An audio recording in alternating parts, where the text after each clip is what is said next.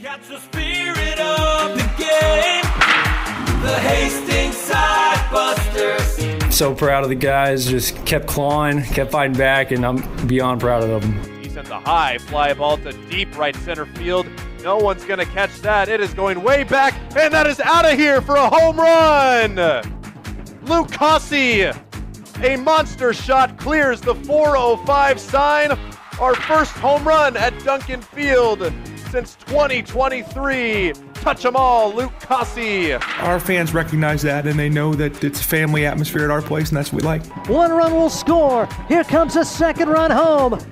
Johnston digging for third. He slides in, and the Sodbusters have a 3-0 lead as Weston Johnston scorches one over the head of Jake Daly. All the credit to the guys in the dugout playing really, really hard, keeping it simple, throwing strikes on the mound, going right at kids, and then just keep it simple up at the plate. And all the credit to the guys for just busting their butts night in, night out. Catch the spirit of the game, the Hastings Sodbusters.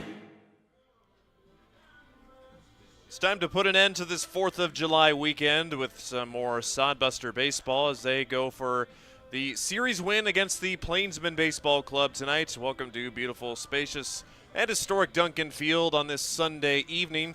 I'm Ryan Valenta, joined alongside Steve Stein for our second to last broadcast of the week here before the Sodbusters have a 4+ game road series on the road. And tonight, the Hastings Sodbusters, like I mentioned, will go for the series win against the Plainsmen after they defeated them 12-5 last night. First pitch here tonight, our usual 6:35 start time here at Duncan. So glad you could join us. And for tonight's game, the Hastings Sodbusters look to make up some ground in the second half of the Independence League standings. As you may already well know, that Spearfish Sasquatch are the first half Independence League champions, and the Hastings Sodbusters trying to be the ones to face them in the Independence League Championship Series, which after the season ends in just a few weeks away from now, just believe it or not, we're at the start of July. Then towards the end of July, it'll be the final few games. Then the last week in July is the 5-game, best-of-5 Independence League Championship Series. Well, the Hastings Sodbusters, after their win last night, just 2-1 in the second half league standings. They haven't had a lot of playing time since the end back in late June, but they will look to do so, and they're going to be very busy throughout the next week or so. Leading the second half standings right now, believe it or not, are the Oahe Zap. Yes, the Zap, even though they're still just a tad under the 500 overall record, they have come out scorching hot in the second half. They are 6-2. They just completed a 4-game sweep of the Bison Baseball Club, who just got their season started this week. So they went 4-0 against the Bison, and then they went 2-2 in those other 4 games. So the Oahe Zap sit on top right now. Spearfish and Casper at 4-2. Fremont also at 4-2 as well. The Casper and Spearfish, they're playing each other right now in their Sunday games, so those records set to change. But Sodbusters have plenty of games to make up some ground. They haven't played as much as the other teams, but they will look to get the win against the Plainsmen tonight. This is the second to last game of the season for the Plainsmen, as they will end their season after tomorrow. Sodbusters have a game against them tonight and tomorrow before the Plainsmen will hang them up for this shortened season.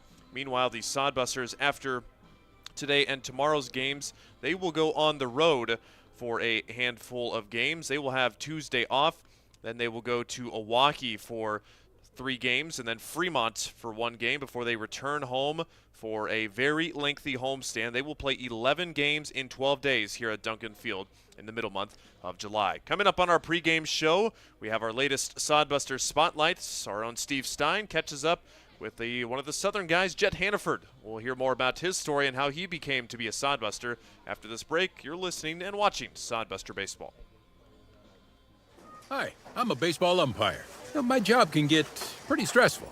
I have to keep my eyes open at all times, and if I don't make the right call, people boo me. So to relax, I visit a Nebraska lottery retailer like this one and buy some scratch tickets. It always calms me down. Hey, you cut in line. I did not. All right, you're out of here. Hey, he didn't cut. All right, you're out of here. I feel better already. The Nebraska Lottery. Top prize odds vary by game. There's nothing like relaxing on a summer day. nothing like taking in a Hastings Sodbuster baseball game. And there's nothing like an ice-cold Pepsi to make the day perfect. Pepsi Cola of Hastings wants to make your nothing like be the best day it can be, whatever the occasion. Enjoy your favorite refreshing Pepsi product throughout the Sodbuster season and make your nothing like memories. Pepsi Cola of Hastings, a proud sponsor of Hastings Sodbuster Baseball. It is a Sodbuster Spotlight. Get a chance to hear from outfielder Jet Hannaford. He is an Arkansas State Mountain Home product. Talk a bit about your path to becoming a Sodbuster. Of course, Josh Printer, coach down there. Was it kind of a natural follow to come up here to Hastings? I was a freshman down there at HUMH, and I played there, and it was either me play Legion or come up here and play summer ball, and Printer explained to me that it's a great time and that I'd really like it, and I trusted him. I came up here, and it's been awesome since I've been here. So Legion baby, you actually could have played one more year of Legion ball. What's a Legion program like that down there? It's fun. I have a lot of buddies on that team. I'm young for my grade, so I could have went back a year. But there's a lot better competition here than in that league, so I decided to come up here and play. To get college-level pitching, talk a bit about your experience. How have you enjoyed it in Hastings? I've enjoyed it a lot. It's a lot of fun. I get to meet a lot of new people, make new friends. It's a great time. I really like it. Now, that's your hometown. Did you have some other places you were thinking about going coming out of high school? My biggest thing was to just stay home and go to HUMH, get the feel of college, and actually get to stay home and see how college goes. And now you get one more year. Would you like to see yourself playing baseball after your sophomore year? Yes, I would. I don't really know where I'm going to go yet. I would really like to go to like a high D2. Still looking around, but just kind of following the path right now. What were your goals this summer? Talk a bit about what you really wanted to improve on coming into this year for the Hastings Sodbusters. I really wanted to improve on my hitting. My hitting, it's always been okay. I just wanted to always get it better. I feel like my outfielding's there, but I just got to figure out how to be a better hitter in the box. Now, in terms of the defense, so you're pretty solid in that outfield. The challenges of playing outfield at Duncan Field. Talk a bit about the huge outfield, playing the sun. Talk a bit about the challenges coming here. I love it. I love going down and chasing balls. I love how big this outfield is. It makes it a lot more fun. It's a great time. The outfield's nice. It's flat. It's green. You can't ask for anything better. Are you a center fielder by trade? What is your position of choice in the outfield? I was a left fielder in high school, and then when I got to college, I had good speed, so they bumped me to center. And I used to play center when I was younger my whole life, and then I got bumped to left in high school, and then when I got back in college, they bumped me back to center. But I see myself as a center fielder. I love it. We're talking with Jet Hannaford, and I know when I was doing my prep preseason, I kind of searched Jet Hannaford, and it came up football. Talk about your football exploits down there in Arkansas. Yeah, I broke 5 records at my school. I love it, man. There's no other sport that can really beat football. I mean, you're just playing to your brothers to your left and right. I mean, the atmosphere on Friday night lights is it's crazy. You can't beat it, but it was fun. I love football. That sport will just make you so much tougher, and it just prepares you for life and stuff that's going to hit you big. And every state thinks, they're the best. You're adjacent to Texas, but Arkansas football, I mean, Razorbacks on a Saturday, I would think Arkansas football is pretty big in high school. Yes, definitely. Very big. It's a big thing in Arkansas for sure. Did you ever think about doing the football thing in college, or was it always going to be baseball? For a little bit, I did. I thought about going to play football somewhere. I didn't really have any offers. I didn't shoot for any. I was looking at schools, and then it kind of just switched back to baseball. I've always wanted to play college baseball my whole life, so I kind of just stuck with that groove. We're talking with Jet Hannaford, outfielder for the Hastings Sodbusters. Ever been an infielder? You just always scaled the outfield. And what about pitching? When I was really young, I played shortstop, and then I got moved to outfield. I pitched a little bit in high school just to eat up innings, really, if we couldn't waste any arms. But other than that, I've always just been a straight outfielder. Do you follow any players, any teams as far from a major league standpoint or from a college? Or do you do the Arkansas Razorback thing? Or do you tell us a bit about your fandom? Funny thing, my dad is from North Carolina, so I'm actually a UNC fan. We're big UNC fans around the house. Of course, I'm an Arkansas fan. That's going to be my number one probably, but we're right there with UNC. I mean, I love UNC. We're big basketball fans, though. We keep up with our baseball a lot. Football a little bit, not a lot as much as baseball and basketball, though. Are there many North Carolina fans in Arkansas? Not many, no. No, not a lot. We're talking with Jet Hannaford. Need to get his perspective on being a Hastings Sodbuster. Academically, tell us a bit about what you're studying there at Arkansas State Mountain Home. I'm just doing my basics right now. Just going through studying business. Really just, I don't really know quite what I want to do yet. I really want to go into excavation work when I get older, but kind of just going with the groove, see how that goes. Get through another year. The plan is to go to a 4-year school. You think you keep the business major? Is that kind of just set the foundation for really whatever you want to do? Yeah, sir. I'm just going to keep the business major for right now, and if anything comes up and I need to change it or I want to change it, then I can talk to somebody probably and get it changed. Where'd the excavation thing come from? My neighbor, we're really good friends with him, and he actually owns his own excavation business, so I always watch him do that stuff. And my uncle owns his own business with landscaping, but he does a bunch of excavation stuff, so it's kind of just ran in my family, and I found interest in it.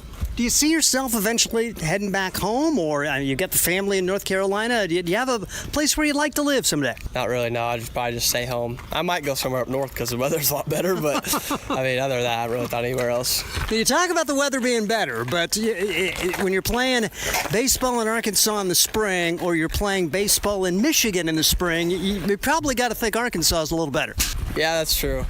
Arkansas it gets really humid in Arkansas for sure. That's the sucky part, which I hate humidity, but other than that, it's beautiful there. Is Arkansas pretty much entire Ozarks? Is that the topography of it, or are there different geographical features, geological features? I always think of a lot of trees in Arkansas. Yeah, a lot of trees and mountains. A couple springs. We got lakes, rivers. It's beautiful. But a lot of rocky mountains and stuff for sure. Coming up here, you've had a chance to go up to the Black Hills. Has that been kind of different? Had you been able to travel much, or is this kind of cool to get some of these road trips and see places you hadn't seen before? I've never traveled out of state north. Every time I've traveled, it's been south. So going north to Wyoming and South Dakota has been amazing. I mean, Wyoming was absolutely beautiful, and in South Dakota we got to go see the Mount Rushmore, and that was awesome. It's beautiful up north for sure. I like it a lot. Time with Jet Hannaford, kind of the stretch run now. Do you guys still kind of see the writing on the wall that you control your own destiny down the stretch to maybe win this second half? Yes, yesterday was good. We broke that losing streak, which sucks, but it's good that we broke the losing streak, and I think we should get a winning streak from here on out, and let's go win the second half. He's Jet Hannaford. He's an outfielder for the Hastings Sodbusters. I'm Steve Stein, and that's our Sodbuster Spotlight. Hastings Sodbusters baseball's in full swing, bringing you another fun-filled summer of high-level collegiate woodbat baseball at historic Duncan Field. A great way to spend a summer evening with your families at a Sodbusters baseball game. Go online to HastingsSodbusters.com for their home game schedule or to purchase tickets. Hastings Sodbusters baseball. It's a hit. Got the spirit of the game. The Hastings Sodbusters. Let's face it, we move our bodies around a lot.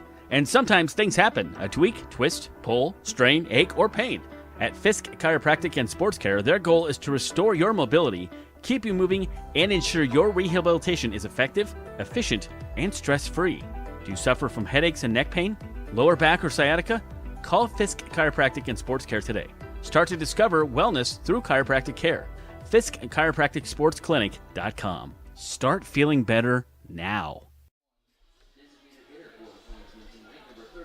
It's just minutes away from first pitch here at Duncan Field, where the Hastings Sodbusters are set to take on the Plainsmen here for the fifth time here this summer. The Sodbusters, they've been right in the middle of the road against the Plainsmen, and I say that with just the one exception against the Plainsmen, which was the last series, which was a big, important series against the Hastings Sodbusters right at the end of the first half of the season. Sodbusters got that opening win against the Plainsmen 14-4, and then it was, all right, well, looks like hopefully the Sodbusters are going to roll the rest of the way, but that was when the Plainsmen came and swept that Sunday doubleheader by scores of 5-2, 5-1. And then you realize that, all right, this Plainsman team, they've got some guys that can play and can cause some havoc for these playoff qualified teams. Obviously, the Plainsmen, they're a travel-only team, so their season ending tomorrow, so no postseason eligibility for them. But the Sodbusters got back on track against the Plainsmen last night, winning by a score of 12-5. That was an interesting game because the Plainsmen, they hit the Sodbuster starter Austin Raines hard for 3 runs in the first inning. That was thanks to some misplays in the field and just some doings of the own by the Hastings Sodbusters. But then after the next 2 innings were complete, Hastings grabbed that 5-3 lead and never looked back into that. So funny stat in that game also, the Plainsmen ended up out hitting the Hastings Sodbusters 11-9, and kind kind of a sloppy game for both sides. 5 errors by the Sodbusters, 4 by the Plainsmen. Plenty of errors to go around. So it's a little bit of a mismatch on the defense. Sodbusters had some nice plays on defense as well. So it's kind of a wacky game overall. Steve Stein's joining with us here this evening. And Steve, you were solo yesterday. You got to see everything firsthand. But the Sodbusters and the Plainsmen gave us another classic last night, and hope to see another one. Maybe a little bit more smoother of a game tonight, I would have to say. It was definitely not one that will put in Cooperstown as far as an example of great baseball with 9 errors, but on a day when Hastings had 5 errors, they also had 4 outfield assists. So able to gun down base runners, worked out of some big situations. You think, of course, they gave up those 3 in the first, and when it was still a game, it got to be an 8-5 contest. The Plainsmen had the bases loaded, nobody out, 2 runs home, and able to work out of that with no more damage done. Xander Hardy, a big effort coming out of the pen doing that, and then Sodbusters put up 3 runs in the bottom of that frame. And what a going away, what a swan song for Graham Hilton. We hope he is well on his way home, and he finishes up going 2 for 4, a double, a triple, 2 runs batted in, and just as a flourish, a strikeout in the 9th inning. Ball gets by. Somehow he finds a way to grab it and make a seed throw to complete a strikeout. So kind of a neat going away. And then they were able to take him out right after that. A neat move for Josh Printer, and the fans got a chance to say goodbye to him. So some cool moments in that game. And the bottom line is you win it, and now you try to win the series today. Try to win the series and get another game up in the Independence League standings. Sodbusters want to try and make the playoffs for the first time back since they started this team back in 2018. Remember, they were oh so close last year, but this was not quite able to get it done at that point. Well, the Sodbusters, let's get the starting lineups for both sides this evening. First, we'll get to the starters for the Plainsmen baseball squad. It is Dean Samuel to lead it off and play third base. Ivan Gomez playing second. Then Chris Ortega, the designated hitter. Jake Steffes is the first baseman, then Brady Alexander, the center fielder, Braden Boyle, the left fielder, Asher Friedman, the shortstop, Thomas Farnham, a new player for the Plainsmen, is the catcher today, and Brandon Krebs is the right fielder. Manny Barraza will get the start on the mound for the Plainsmen today. Samuel, Gomez, Ortega, Steffes, Alexander, Boyle, Friedman, Farnham, and Krebs. They are under the direction of Bo Boyle, the graduate assistant at Midland University, and he's hoping to become a part of that full-time staff next year, still into the process of that. Hilton Merriman, and one of the Midland players, is his assistant coach for the Plainsmen. And now for the Hastings Sodbusters, their starting lineup looks very different than yesterday. They will go with Christian Loera to lead things off and play shortstop, followed by Drew Vega in center field. Then it's Jackson Crane in right field, Weston Johnston, the designated hitter, Brock Cross, the third baseman, Jude Greaves, the catcher, Zane Wilson, the first baseman, Ethan Foley, the second baseman, and Joey Hecker, the left fielder. Loera, Vega, Crane, Johnston, Cross, Graves, Wilson, Foley, Hecker. It's Ethan Marshall getting the start on the mound. Got a nice round of kind words from the Marshall family. They're making their way down here for the second time this summer. The Marshalls out of Marlette, Michigan. Ethan, one of the Saginaw Valley State boys, and said they're one of the many that's watched the game and watched the kids from home that can't make the trip to here to Duncan Field as always. So the Marshalls get to speak with Dad and Grandpa, and we appreciate their nice words, and said that they enjoy the broadcast, and we hope you all enjoy our broadcast as well. This is why we do it, get to broadcast the talent of these young kids that are just here to play the game of baseball and get noticed, hopefully to a higher level at some point. So we love to do all that we can, and we always appreciate our fans joining in tonight. But Ethan Marshall gets the start. Josh Printer, the head coach. It's Corey Caranda and Andy Chase, the assistant coach and statistician for the Hastings Sodbusters, who will try and go for win number 19 tonight. They got a total of 32 wins last year, so they still got a ways to go until they meet last year's mark, but looking good so far as they broke their 6-game losing streak earlier this week with wins against Fremont and the Plainsmen last night. They've got another game tonight and tomorrow against the Plainsmen. And before we get things started tonight, without further ado, it is our national anthem here at Duncan Field between the Plainsmen and the Sodbusters, with Hastings trying to get the series win.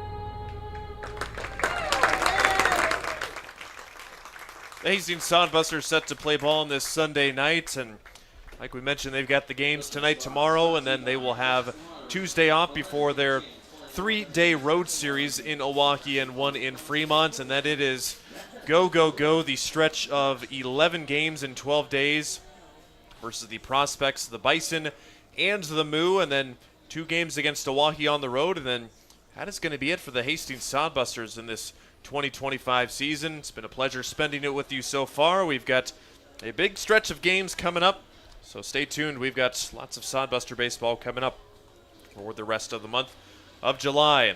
Let's get a good look at Ethan Marshall, the lefty on the mound for the Hastings Sodbusters. He will be on for his 6th start, and he has provided a very high-effort start in all 5 so far. Marshall's gone at least 5 innings in each of his starts. 28 innings pitched, a tune of a 6.11 ERA.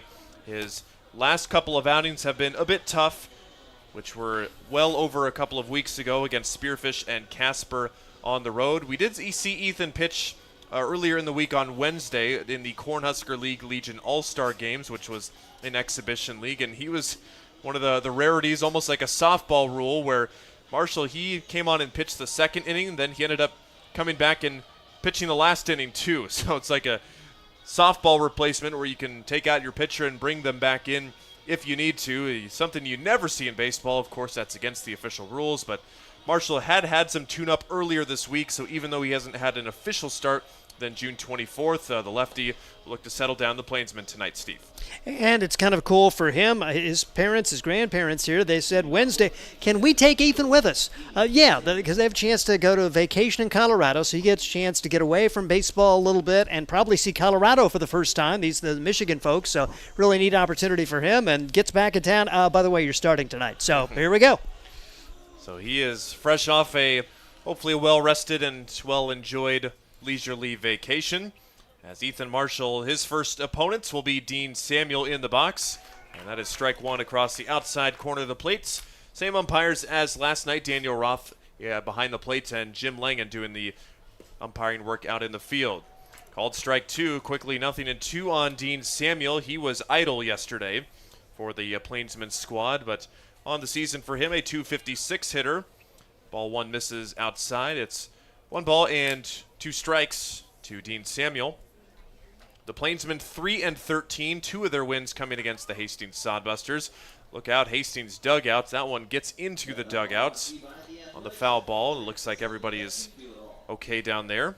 And Lucy Fagot, not down there today, the social media maven for the Hastings Sodbusters, took a shot. I think it hit 3 different body parts when she was down there taking pictures yesterday. She got the triple whammy, but yep. She's in the booth next to us, and she seems to be all merry and well, so a summer experience she won't soon forget. Still 1 ball and 2 strikes. Samuel's putting up a fight against Marshall here. He spikes the breaking ball outside. The Marshalls from Marlette, Michigan. Ethan, an exercise science major. Saw 4 appearances as a freshman. Gets a little tap shot right back to him. Going to underhand it to first, and it is in time for the first out of the game. Always good to get the leadoff man out, and especially on some weak contact right there. And on a year when we have had questionable weather, 78 degrees at game time, a light northeast wind blowing out to right, it does not get better than this on a 4th of July weekend. I mean, we had 100-plus degree weeks in the middle of June, and now we're cooling off at this part of the time of the summer is truly interesting, for lack of a better term. Ivan Gomez, the next batter for the Plainsmen. After ball 1, also missing ball 2. Marshall thought it was pretty good, asking Roth if it was just missing. It looks like he got the answer that he wanted. Gets the call that time on the bottom of the zone. 2 balls and 1 strike. Ivan Gomez last night against the Sodbusters, 1 for 4. With a walk and a strikeout. Breaking ball again and near the Sodbuster dugouts, but gets off the dugout. Marshall's last couple of starts, respectively, gave up 7 runs in each of those outings, but he did go 5 innings in each of those starts. He's a guy, as you can tell, that he likes to work quickly on the mound. Just hum that thing in there and let the defense work behind him. That's off the glove of Marshall, bobbled by Loera. The throw to first pulls Zane Wilson off the bag. And that should be, we'll see how they score that there. It was off the glove of the pitcher, bobbled by the shortstop, and a poor throw over to first base. Could be an error on the play. We'll see how they score that. Yeah, just a bad break for the Hastings Sodbusters. You thought Marshall was going to field it cleanly, and that probably put a little extra wacky spin on it for Christian Loera. They do say infield single. So they're going single all the way there, and the deflection always makes it tough right there, so A-OK with the call right there. It's a big swing and a miss for Chris Ortega, the designated hitter for the Plainsmen. First runner on base in the ball game, the top of the first. Breaking ball, that's lined up the middle, and man, look at the English on that ball. That one just slices in up the center field side. That one was headed out to shortstop, then just kind of dribbled away. It's a clean single up the middle for Chris Ortega. Well called there. When I came off the bat, I'm thinking that's 6-4-3, and no chance for Loera after that took a right turn coming off the bat. Yeah, that was interesting. Usually you see that on like a little tap shot off the edge of the bat down the first or third base lines, but not the case there. So Ortega, he is on with a single. Ortega now with 13 hits for the Plainsmen in 17 games. Now here's Jake Steffes. He had a great night last night. He was 3 for 4. All of them were singles and did drive in one of the 5 runs in the game.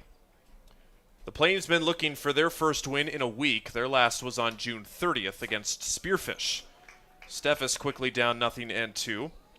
Katy, Texas native at Southeast Texas Baptist University, leads the team with a .326 average. Definitely helped his cause with that 3-hit game last night. First and second, 1 out for Marshall. That's a foul shot back over the press box, and it remains 0-2. Good return so far for Marshall. The high 70s fastball, the high 60s changeup and curveball as well. All of our stats tonight from FlightScope brought to you by Eagle Distributing. The 0-2 pitch from Marshall. That's whacked to third. And stepping on third for one is crossed. Guns to first. Not in time. Just safe. The quadruple safe call by Jim Langen out in the field. That bang-bang play. Looked like he got it right, and that doesn't get much closer than that. But a good play by Brock Cross at third to get the lead runner. And tremendous to get that. Make sure you got one, and realizing that with Steffes running, he had a chance, and now an opportunity to maybe survive this first with no damage done. Tell you the Sodbuster defense here after this pitch to the next batter, Brady Alexander. Alexander, he thought Jake Steffes had a night last night. How about Brady Alexander? 4 for 4, a pair of doubles, and a run driven in as well. Alexander, after the Plainsmen complete play tomorrow, he's going to stick around. And Alexander set to join the Hastings Sodbusters for the final 3 weeks of the season. So the count's no balls and 2 strikes to Brady Alexander from Marshall. Just misses on the fastball. Good location. Doesn't get the offer. Defense for the Sodbusters from left to right field. It's Joey Hecker, Drew Vega, Jackson Crane. Third to first, Brock Cross, Christian Loera, Ethan Foley, and Zane Wilson. Jude Greaves behind the plate. And Greaves receives that one downstairs for a 2-ball, 2-strike count. Brady Alexander, one of the Pacific Northeast guys out of Glenshaw, Pennsylvania, and a Division I player at Ohio University with the Bobcats. That is smoked into the left center field gap. That is down for extra bases. Here comes Ortega easily around third. And Jake Steffes, he will also get the green light. The relay throw in from Loera is close but not in time. It's a 2-out, 2 RBI double with 2 strikes for Brady Alexander. He picks up where he left off after 2 doubles last night. He's got another one here in the first inning of his first at-bats. You want to say stay hot, but don't take the next couple of days off, then get hot, because he's going to be a Hastings Sodbuster. But you mentioned it yesterday. That was where he had his 2 doubles yesterday, just smoked them to that left center field gap, and so he continues to swing it very well. That one, that 2-strike pitch just got a little bit too much to the plate. And Alexander makes the Sodbusters pay for the second straight inning. The Plainsmen have multiple runs on the scoreboard in back-to-back nights. So now here is Braden Boyle. The Boyle family runs deep in this Plainsman squad here this season. He's quickly ahead in the count, 2 balls and no strikes. Braden Boyle, the younger brother of Brody Boyle, who is the younger brother of Bo Boyle, the head coach. But Braden, he is the youngest on the team and hitting just 174. He pops that one in the air to third base. Brock Cross waiting for it to come down, and he catches it on the infield, and the final out is recorded.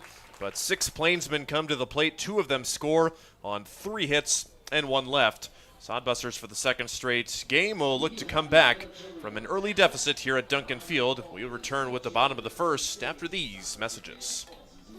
At Hastings College, we celebrate all the ways you shine. From more than 20 athletic teams to band, choir, theater, and art, plus esports, creative writing, speech, and media. Join in to earn a scholarship and find your people, the friends you'll hang out and have fun with. It's what makes Hastings great. So check out Hastings College, where your experience matters, in the classroom and in the activities you love to do. Visit us at hastings.edu. Core CPAs is your locally owned, full-service accounting firm. Our team of professionals have years of accounting experience and focus on building in-depth relationships with our clients. Our comprehensive and customized solutions are tailored to your specific needs. We pride ourselves in our commitment to integrity, objectivity, and professionalism. At Core CPAs, we provide tax services, payroll, bookkeeping, assurance and financial reporting, and much more. Visit our website at corecpas.us. Here we go at the bottom of the first inning between the Plainsmen and the Sodbusters. The Plainsmen squad striking for 2 runs in the top of the first inning, and they will go to work here in the bottom half of the inning, looking to put a 0 on the scoreboard. And in tonight for the Plainsmen getting the starts, this is Manny Barraza. Barraza out of Mesa, Arizona, has completed his sophomore campaign at Barstow Community College. That's probably the second most represented college on the team for this Plainsman squad this summer. Barraza set to make his 4th start in 3 starts, 13.2 innings pitched. He is 0-3. He's lost every start he's had so far. He's given up 16 runs, 8 walks, 11 strikeouts, and a 7.68 ERA for his summer season so far. He has not appeared against the Hastings Sodbusters in any game so far. His opponents have been Fremont, Oahe, and Spearfish, and he's on for the first time since June 29th, a week ago today. Christian Loera to lead things off for the Hastings Sodbusters. He got a probably much-needed day off yesterday. Takes ball 1 up and in. Loera had a tough 4th of July. The fireworks were not in his favor as he was 0 for 5 with the 4-strikeout game. But Loera, he has been rock solid on defense, trying to get his bat reignited here. Sends one over towards Josh Printer down the third base coaching box, who leaves it to make the play. And a toss back to the dugouts. Look at the numbers overall for the Hastings Sodbusters as a team, hitting .253 on the summer. They've seen it fluctuate as of recent. It's gone high, it's gone low. I mean, that first several starts of the season, or the first 9 games of the season when they were 9-0, the offense seemed to click just about every game. Since then, it's kind of been a flip of the coin. Loera, that is inside, no, outside the bag. A foul ball down the third base line, just barely missing extra bases.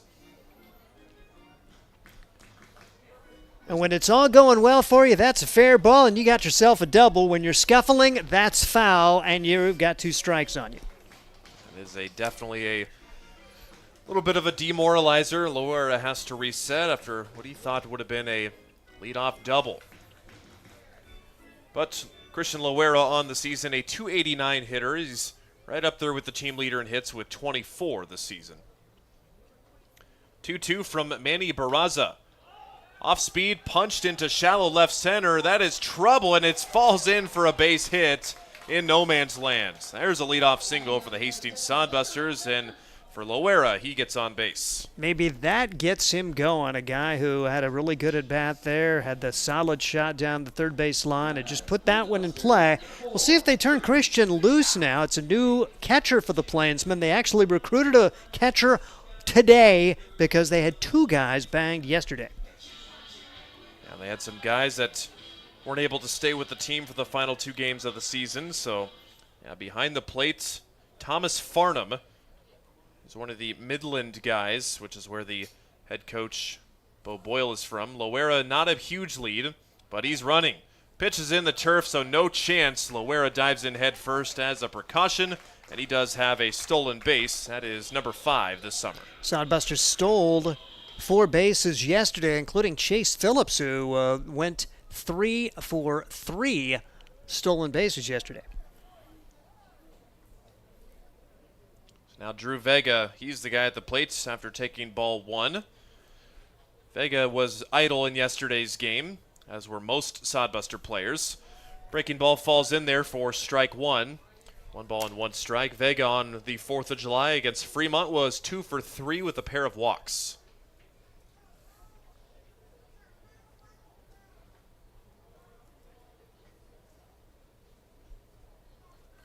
The 1-1 from Barraza.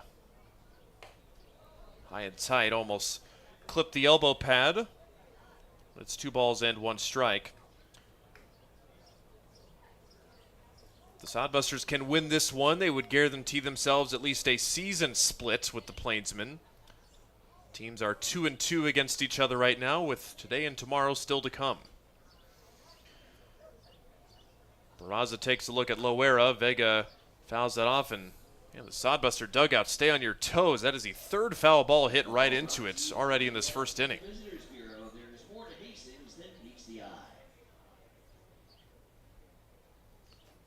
But the Sodbusters trying to stay alive in this first inning and get back these 2 runs which they gave up in the top of the first.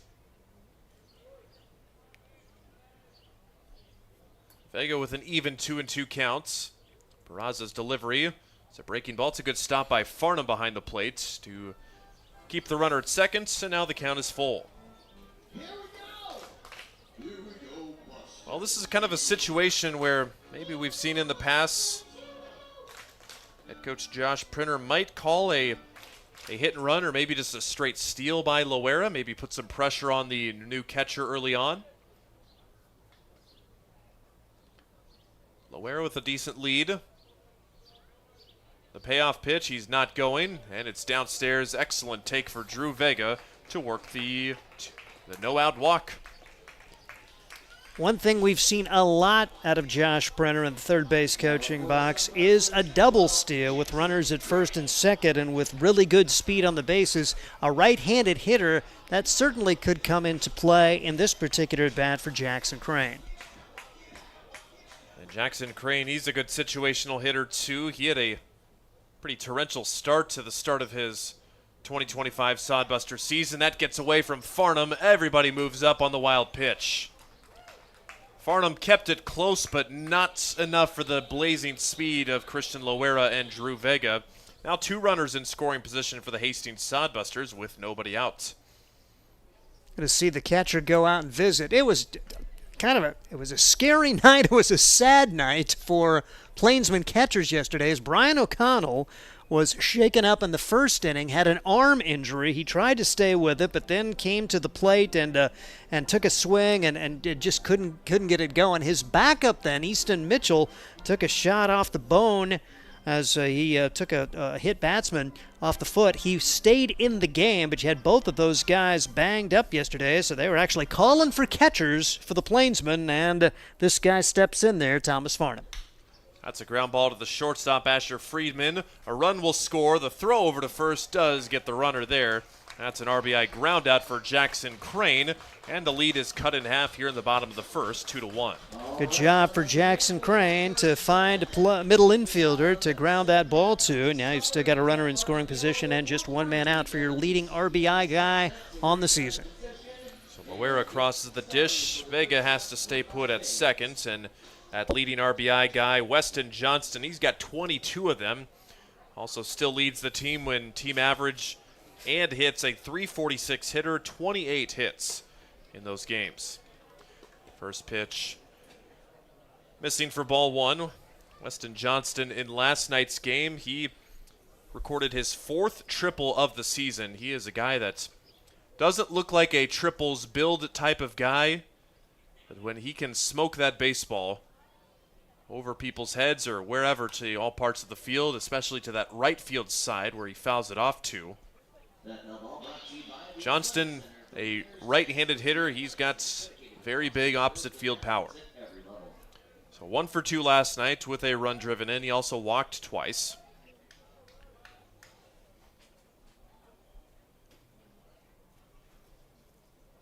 Texas native trying to tie this game up, but he is behind on the curveball. 1 ball and 2 strikes from Manny Barraza. Plainsmen already ahead of their team mark last year. They were 1-16. Their only win coming against Fremont. This season they've gotten a couple against the Sodbusters and their other against Spearfish, which was a week ago. Barraza ahead 1-2. Trying to finish off Johnston. Vega dancing at second. Time is called right before the pitch. So no pitch. Vega was on the move, but he'll have to return to second. That was likely Johnston calling time, if I had to guess. But yeah, what a beautiful night for some Sunday night baseball. Not too hot, not too cold, and the sun's not beaming down on anyone. 1-2, and now look out, Plainsmen dugouts. Guys are playing some hot shots from either side here. Spacious confines at Duncan Field. 370 down the left field line, 367 to the corner, 405 to the alleys, and 408 to dead center. Johnston has visited the wall a couple of times this year, hasn't sent it over, but he has some tremendous power. Is Vega going this time? He's not. It's blocked by Farnham, and he keeps it close enough to hold Vega at second. Sodbusters already using the stolen base card in this bottom of the first inning. They now have 60 steals on the season, just at over an 81% rate.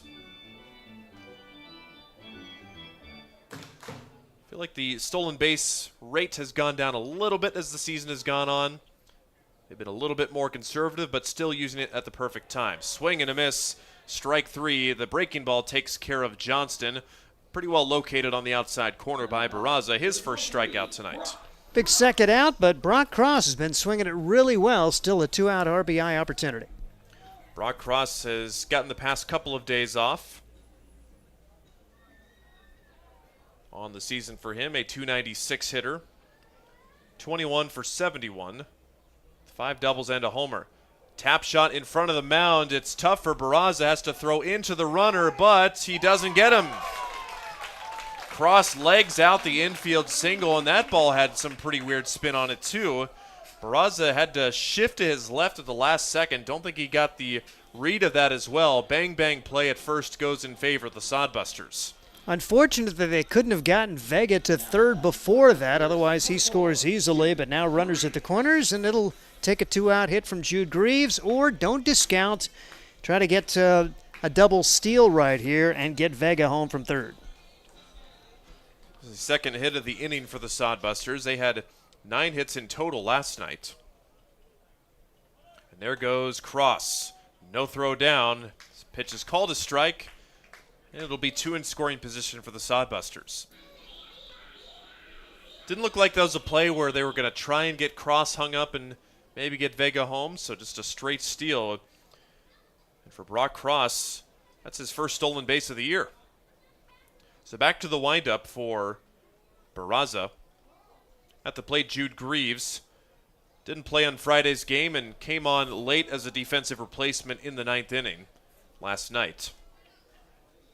1 ball and 1 strike. That pitch close but not quite, according to Daniel Roth. Jude Greaves this summer, 245 average for him, 12 hits. A couple of doubles and 4 ribbies. He's got 2 more sitting on the pond right now. That one's not close, 2-1. Plainsmen in the Kelly green unis today. The Sodbusters in the black and gold with the pinstripe pants. Greaves ahead in the count, 2-1. Barraza back in the winds. Breaking ball misses high, a hitter's count for Greaves. If he can reach, you've got Zane Wilson on deck, the 7th place hitter. But for both teams, sending 6 to the plates at least in this first inning. The Sodbusters still behind a run.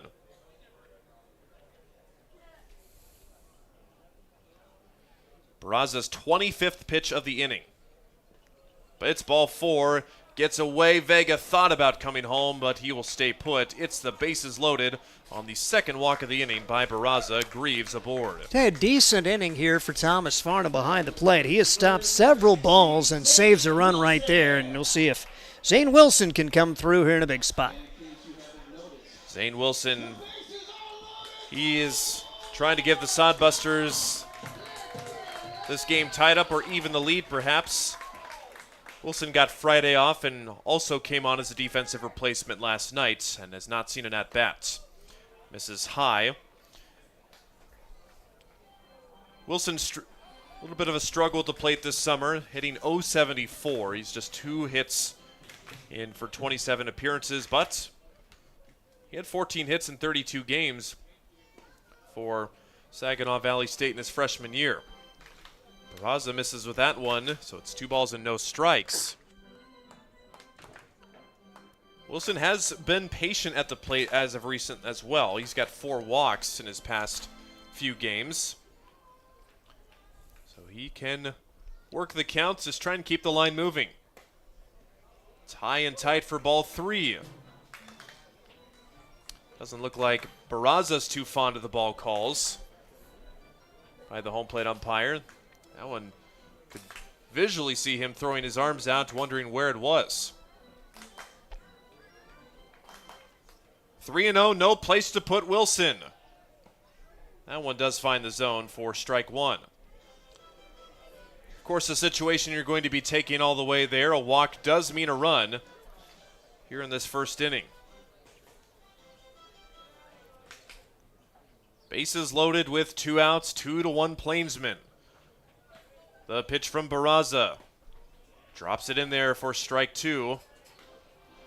Probably not a 3-1 pitch you really want to be swinging at, or you're even expecting to be seen as a hitter in that count.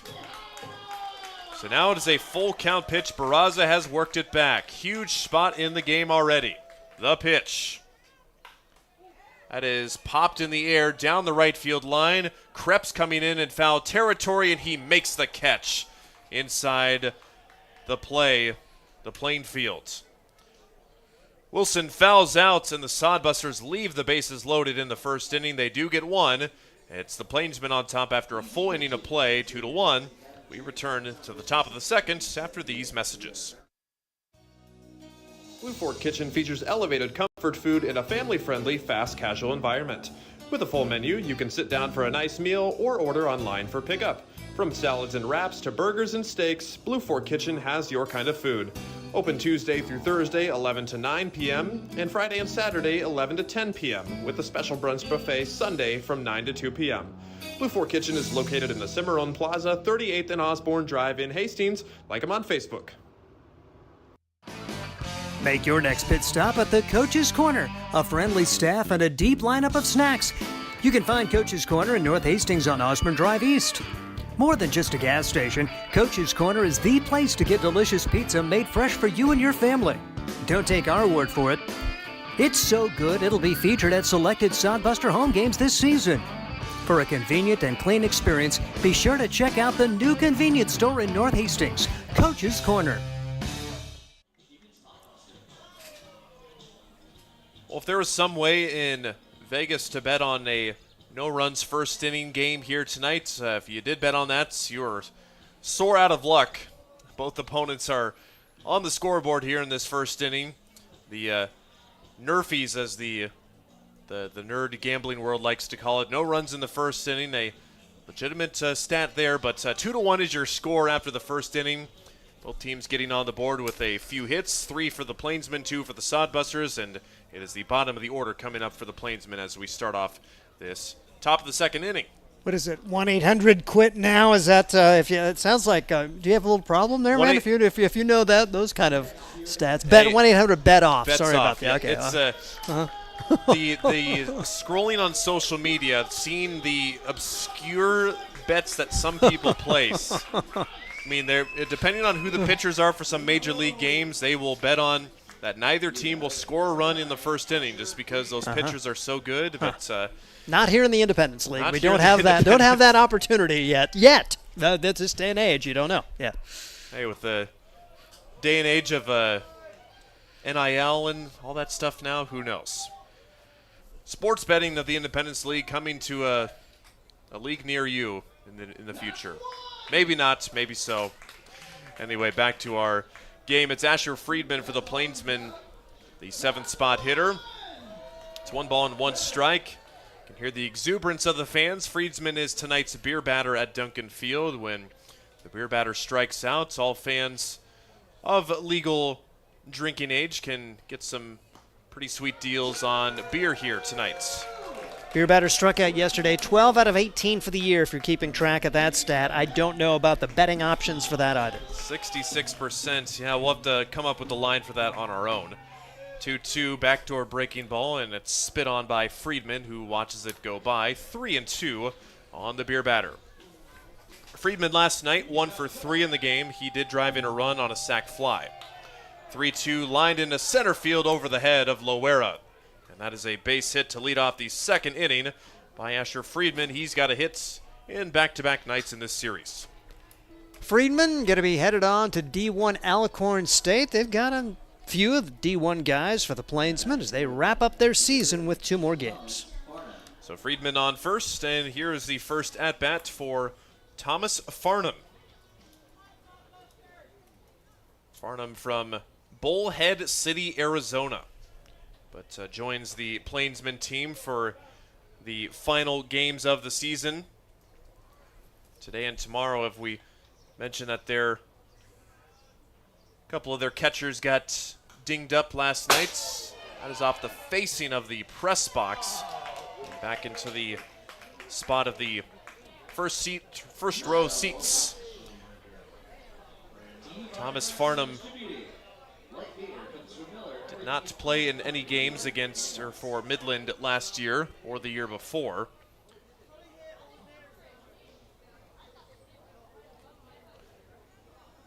It's 1 ball and 2 strikes to him. Trying to keep this line moving here in the second and keep the pressure on. We've seen this Plainsman team, in their 2024 season, they were just kind of really figuring everything out, and even though they have some returning guys and some new guys, they've figured it out so far. This is a dangerous pop-up. Loera is going to call for it, and he makes the catch in front of the mound. Marshall was looking for help. Wilson wasn't going to get to it. The infield leader, Loera, takes charge and puts away the elevator shaft pop-up. Good job to get that first out for the Sodbusters, and we'll see if Marshall can dial up a double play ball now. That is the first out of the inning as Friedman remains at first, and the 9th place hitter Brandon Krebs. Krebs out of the Omaha area, went to Papillion La Vista High School and a Midland senior. Pitch misses just outside, and Krebs a guy who is primarily used as a pitcher for this Plainsmen team, but getting an opportunity in the batting lineup today. In fact, this is his first at-bat of the summer. He's got a 1-2 record with a save in the pitching category, but no at-bats until now. The 2-1 puts it on the ground and towards the Sodbuster dugouts. Count 2 balls and 2 strikes.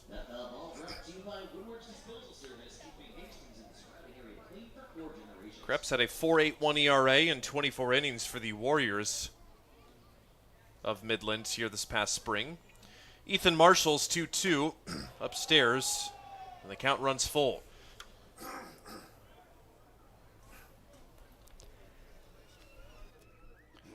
we'll see if there's any sort of movement on the pitch here from Friedman. He's not going, and it's ball 4 inside. First walk for Ethan Marshall, and that's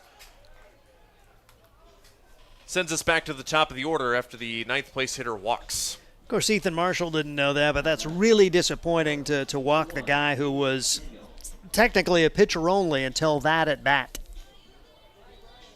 So back to the top of the order for the Plainsmen here in the second inning. Here's Dean Samuel. Marshall cranks it in there, and Samuel cranks it out of play. Ethan Marshall, even though he's seen quite a bit of traffic on the base pass, he does not seem phased on the mound. Just gets back up there and throws the next pitch in there.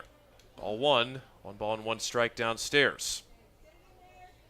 Samuel grounded back to Marshall weakly to lead off the game back in the top of the first. So he is 0 for 1 after not appearing in last night's game. Samuel, 256, 11 hits for him. 5 walks, 15 strikeouts, a couple of runs batted in. Breaking ball popped up in foul territory. Cross calling for it at third. He does make the catch, and a big second out for Marshall and the Sodbusters. Good fundamental play there, and you saw Christian Loera hustle over to third just to make sure that Asher Friedman didn't get crazy and try to take third after that pop-up in foul territory. That would be a big venture if he were to try and take that extra base. So it's still first and second. And it'll up to be Ivan Gomez, who singled in the first. That was the dribbler back up the middle, or the grounder up the middle that was off the glove of the pitcher and went out to the shortstop. Gomez taking strike 1. So he's got hits in back-to-back games. Looking now for a multi-hit game, perhaps. Marshall already up to 47 pitches now, and he takes another strike at the bottom of the zone. So the pitch count elevated. Marshall trying to get out of this fairly quickly after this. Ball 1 downstairs. Plainsmen as a combined squad, a 234 average. They have 116 hits, but 17 doubles and 7 home runs. Pretty impressive mark for a travel-only squad. The 7 long balls. There is a long ball deep to left field. Joey Hecker, though he's got plenty of room at spacious Duncan Field. Ivan Gomez with a deep fly out to left, and the Plainsmen do not score. They leave 2 on a hit and a walk. We go to the bottom of the second. Sodbusters looking to make up some ground some more, trailing by 1. Let's face it, we move our bodies around a lot. And sometimes things happen. A tweak, twist, pull, strain, ache, or pain. At Fisk Chiropractic and Sports Care, their goal is to restore your mobility, keep you moving, and ensure your rehabilitation is effective, efficient, and stress-free. Do you suffer from headaches and neck pain, lower back or sciatica? Call Fisk Chiropractic and Sports Care today. Start to discover wellness through chiropractic care.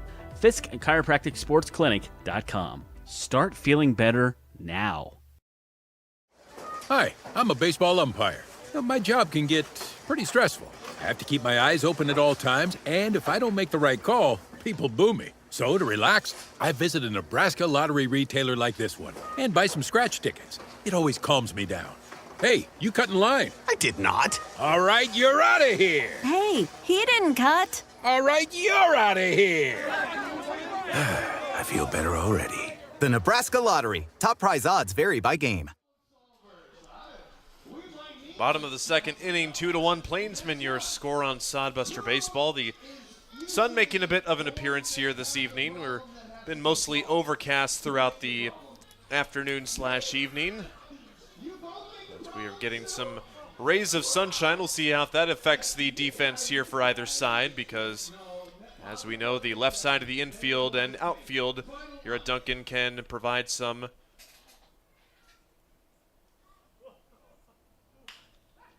troubles. Ground ball on the first pitch to Ethan Foley. Bounce throw to third.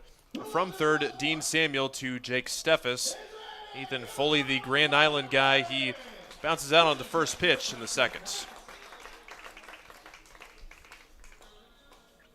The on-field, in the stands contest rather, ran a little bit long. The Sweethearts quiz has the silence there.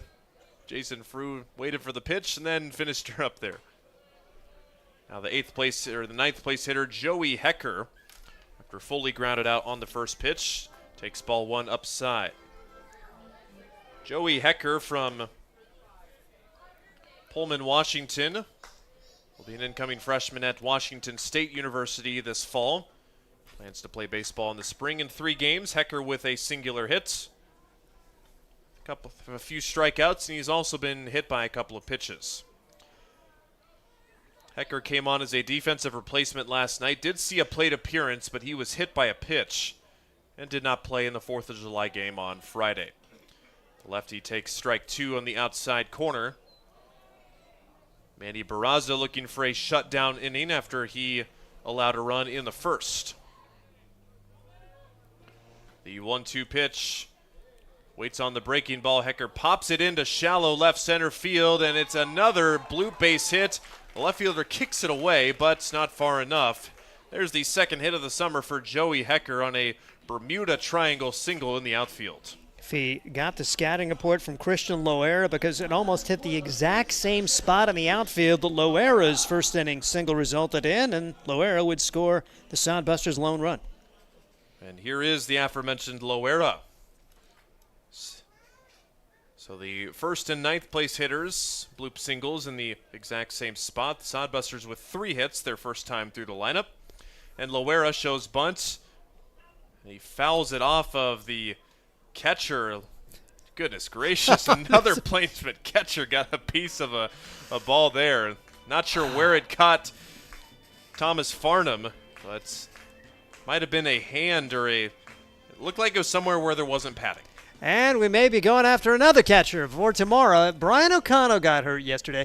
And not to mention Easton Mitchell, who got hit by a pitch. He actually got 2 foul balls off him before he got hit by the pitch. So it has been a rough couple of days for Plainsmen catchers here at Duncan Field. That's the life of a catcher. You just get beat up in every which way possible when it's have all that padding. The ball always finds the parts not in the padding. Loera taking the curveball strike right there. He's down to his last strike and well behind 0-2. Loera with the single in the first. The 1, 5, and 9 hitters for the Sodbusters with singles.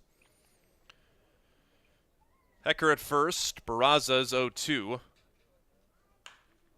That's a line shot to deep left field. Out towards Braden Boyle. He's got it measured up. He makes the catch and slings it back into the infield. That's a deep fly out for Christian Loera. Hit it pretty hard, but nothing to show. One of the balls that was hit with the most authority, because you talked about the 3 singles, Loera and Hecker with true pop-ups. And remember, the other hit was an infield single. So Sodbusters haven't exactly torn it up against Barraza so far. And now it's Drew Vega for the Hastings Sodbusters. Looking for win number 19 tonight. Plainsmen looking for win number 4. As they will bid farewell to their 2025 campaign after tomorrow evening's game, which will be another 6:35 start time, right here on the Hastings Sodbusters YouTube network. Vega was walked in the first, so no at bat for him yet. Takes inside, 2 balls and 2 strikes. Drew Vega from Dardanelle, Arkansas. Arkansas Tech sophomore. Wasn't really used much in a starting capacity for the Wonder Boys. But what a summer he had for the Sodbusters last season. That's a slicing line drive into right center field. Racing over and making the catches, Brady Alexander. Just got it in the air a bit too much. Looked like it could have been extra bases for Vega instead.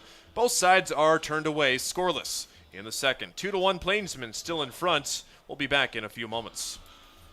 Core CPAs is your locally owned, full-service accounting firm. Our team of professionals have years of accounting experience and focus on building in-depth relationships with our clients. Our comprehensive and customized solutions are tailored to your specific needs. We pride ourselves in our commitment to integrity, objectivity, and professionalism.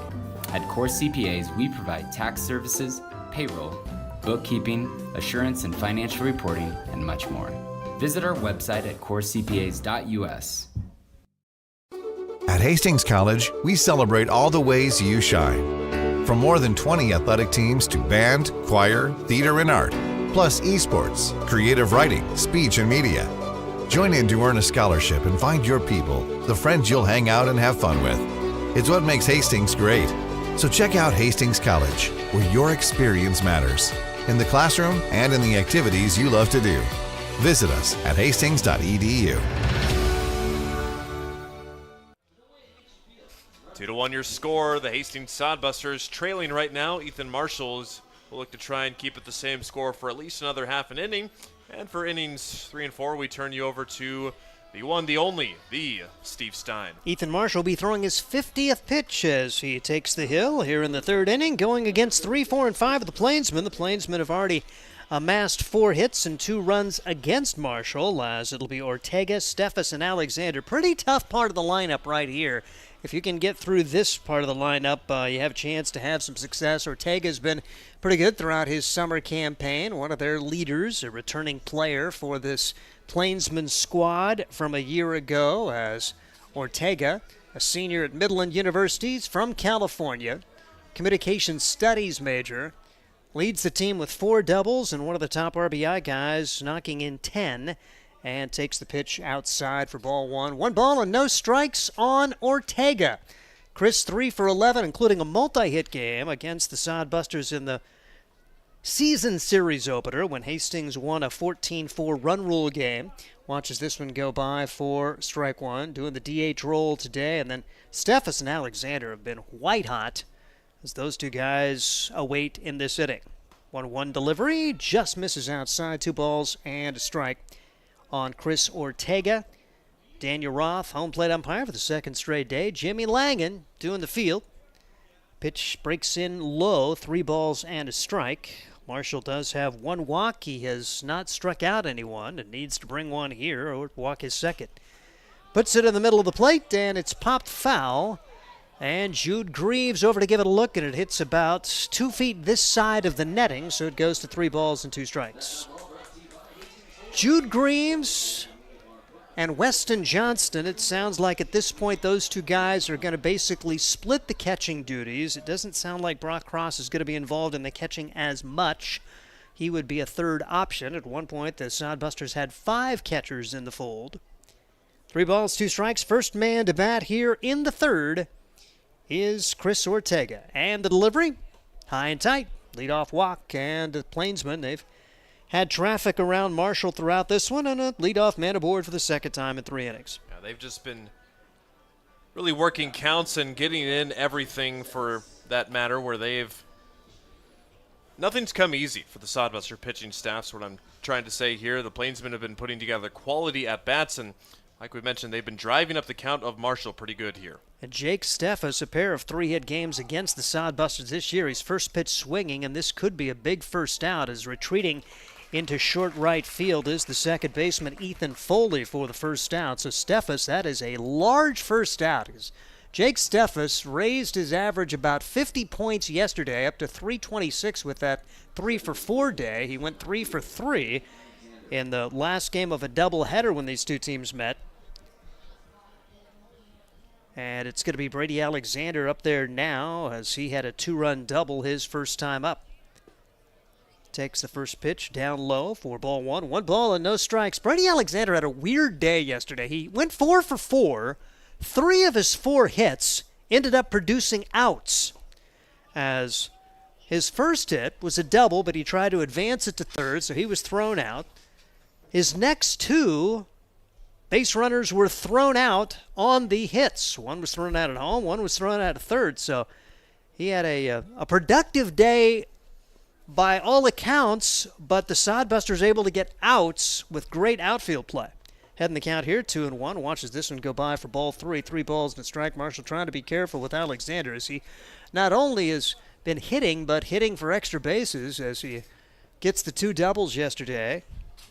Leads the team with 2 home runs. Swings and misses here. It's 3 balls and 2 strikes. And mention the fact the Plainsmen can swing it a little bit. 7 home runs. Compare that to just 2 for the Hastings Sodbusters. Of course, part of that, the product of playing most of the games here at Duncan Field. 3-2 delivery on the way, and Alexander swings, fouls it away, and then lost the bat. And hopefully he's okay as he holds his left shoulder after this mighty swing. And Josh Printer over to toss the bat to Alexander. You're glad that one didn't carry into the Sodbuster dugout. It went over that way. Yeah, you could see him kind of grab his left shoulder right there and kind of look up, and a little bit of a grimace here. We'll see if he's all right. The Ohio Bobcat back in, 3-2 delivery, and Alexander, he did not get cheated on the swings. He fouls another one away. Some guys you'll see shorten up, just try to put it in play. He is giving it his all. Hit 265, couple of home runs in 18 games for the Bobcats in the spring. 3-2 delivery on the way, off speed, lofted into the air to left field, and that's a base hit. Runners will be at first and second. Alexander loves the left center field gap. That's where he's driven his doubles. This time he did shorten his swing and just put it in play, and now first and second, 1 out for the Plainsmen.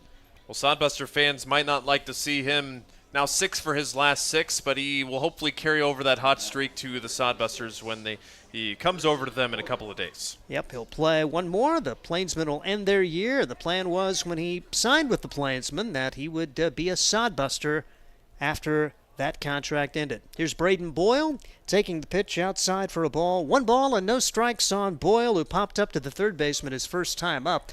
Rough break for his older brother, Brody Boyle, broke his thumb, so has missed most of the games, and now he lines this one into right field for a base hit. Runners will be at every base here, and only 1 man out. The throw comes in. It got away momentarily from the Sodbuster first baseman Zane Wilson, but no chance for Ortega to advance further, and Boyle's got a single, so bases loaded, only 1 man out, and now Marshall trying to survive this inning with the Sodbusters just down 1.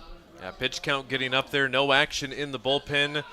You know that Marshall trying to stay calm and composed here. Big opportunity. Sodbusters are still technically just a pitch away from escaping this jam.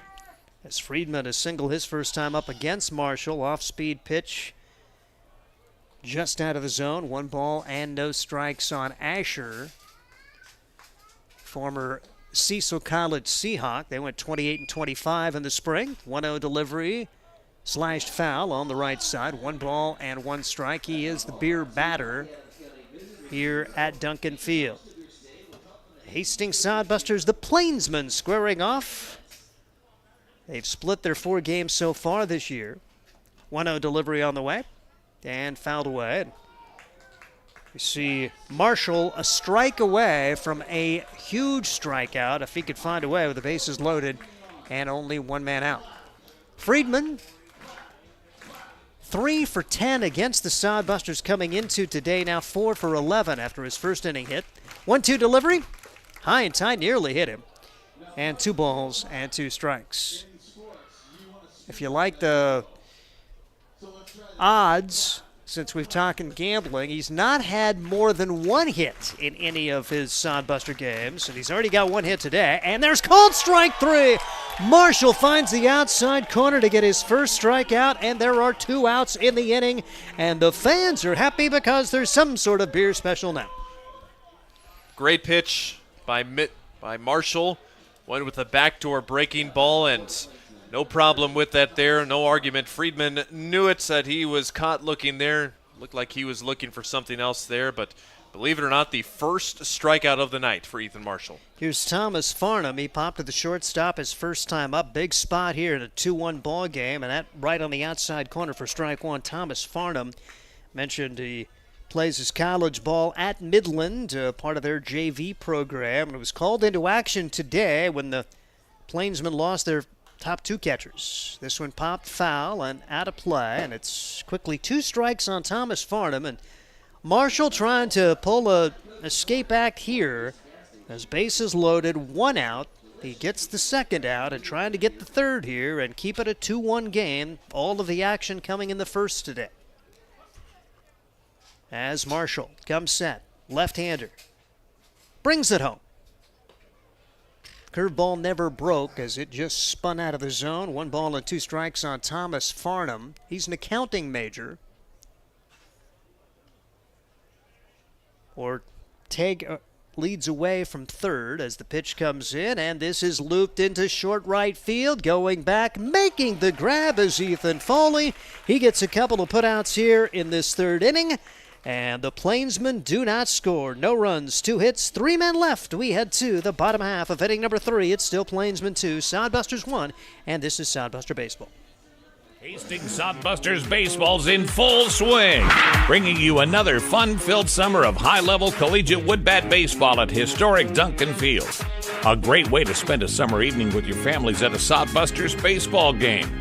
Go online to HastingsSodbusters.com for their home game schedule or to purchase tickets. Hastings Sodbusters Baseball. It's a hit. Got the spirit of the game. The Hastings Sodbusters.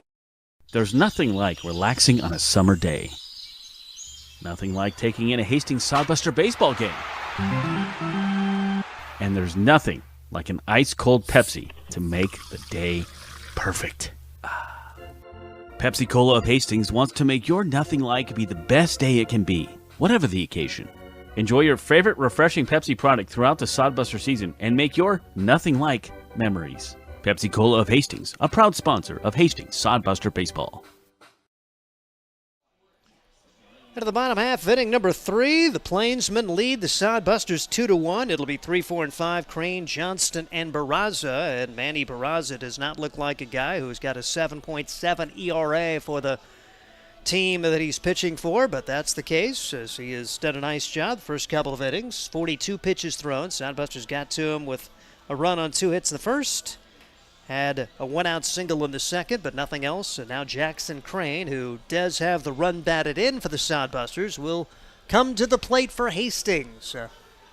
Unusual path for Jackson Crane this past year. He's returning to Arkansas Tech after playing for Arkansas Tech. Decided to go the JUCO route for a semester, get some playing time for Arkansas State Mountain Home in the spring. He hit 300, knocked in 12 in 26 games, but the plan was always to go back to the Wonder Boys, and that is what he will do here in the fall. Righty-righty matchup as Barraza atop the hill, shakes off a couple of signs and brings home the first pitch. Taken upstairs for ball 1. 1 ball and no strikes on Jackson Crane. Sometimes goes by Cranium. I'm not sure who really calls him that, but that is one of his nicknames. Likes the fishing, and if you're going to enjoy fishing, Arkansas is a pretty good place to live. Yeah, that's a no-craner right there. Oh, yes. Good one. 2 balls and no strikes on Jackson Crane. Business major. 3 multi-hit games for him, and when he gets multi-hit games, he has had success. 2 3-hit games among those. Hits this one into left field for a base hit, so Jackson Crane begins this third inning successfully. Sodbusters have their leadoff man aboard for the second time in 3 tries. And there you go. You get your first hits, and any more would qualify for another multi-hit game. Seems like Jackson at the plate, very feast or famine. He's either getting a 2-hit or a 3-hit game, or he's putting an offer up there, but that's a good start off to the third. Sodbusters have had traffic on every inning now. Got to cash in this inning. Weston Johnston, the lone strikeout victim of Barraza, and he swings and fouls the pitch away. 0-1 the count on the DH today. Weston Johnston, an Arkansas attacker. He is a business major as well. Leads the team with a .342 batting average. Tied for first at 4 triples. A team best 19 runs batted in. 1 on, nobody out. Bottom of the third of a 2-1 game with the Plainsmen on top of the Sodbusters. Runner goes. Pitch taken for a strike. Throw down to second base. In time, Jackson Crane gunned down. And welcome to the Plainsman, Thomas Farnham, as he gets that leadoff man gone. Sodbusters 2-6 caught stealing as the tag applied by Asher Friedman. Like the aggressiveness there, especially ahead in the counts. You're likely going to get a strike there, and Johnston swung and missed at that one there. Crane, good throw by Thomas Farnham. That probably affects the stealing game plan for the Sodbusters the rest of the way through. Yeah, you thought new catcher come in. You'd probably take advantage of that opportunity. And here's called strike 3. So Weston Johnston is gone on strikes for the second time as he says something to Daniel Roth as he heads toward the dugout. And that will bring to the plate Brock Cross. So what started so promisingly, now the Sodbusters are going to have to do it with 2 outs and nobody on. Brock Cross at infield single on a stolen base his first time. Another guy who had like a tough start to the season. He was 0 for 10 or 11 at one point. He's been consistently hitting ever since. 303 coming into today with one of the 2 home runs. Hits this one to the left side of the infield. It's dropped by the shortstop, and Cross will reach for the second time. Brock Cross tied for first on the team with 4 doubles. He's now aboard with Jude Greaves trying to continue the frame. Yeah, Friedman at shortstop looked like he just tried to go too quickly on that play, went off the tip of his glove, scored that one in E6 right there. So runner at first and 2 men out, and Jude Greaves, who drew a walk his first time up. We'll see what he can contribute. Jude Greaves, a Metro Community College guy, teammate of Chase Phillips.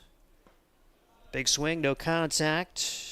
1 ball and no strikes. Jude Greaves has 3 multi-hit games, and they came in back-to-back-to-back games when he had the opportunity. Did have 1 3-hit game as part of that stretch. That was at Casper on June 9th when he went 3 for 4, a double and a run scored.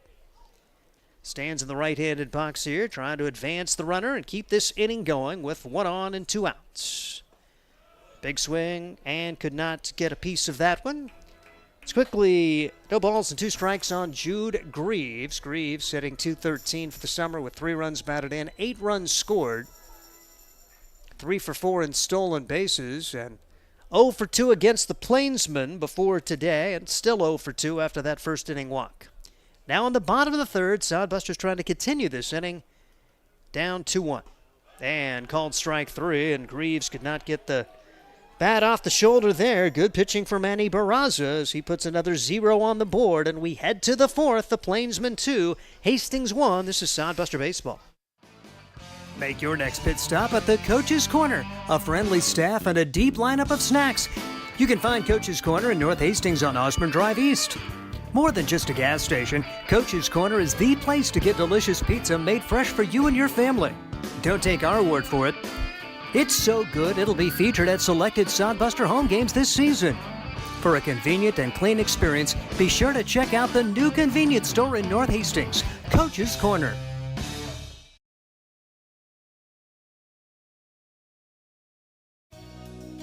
Blue Fork Kitchen features elevated comfort food in a family-friendly, fast casual environment.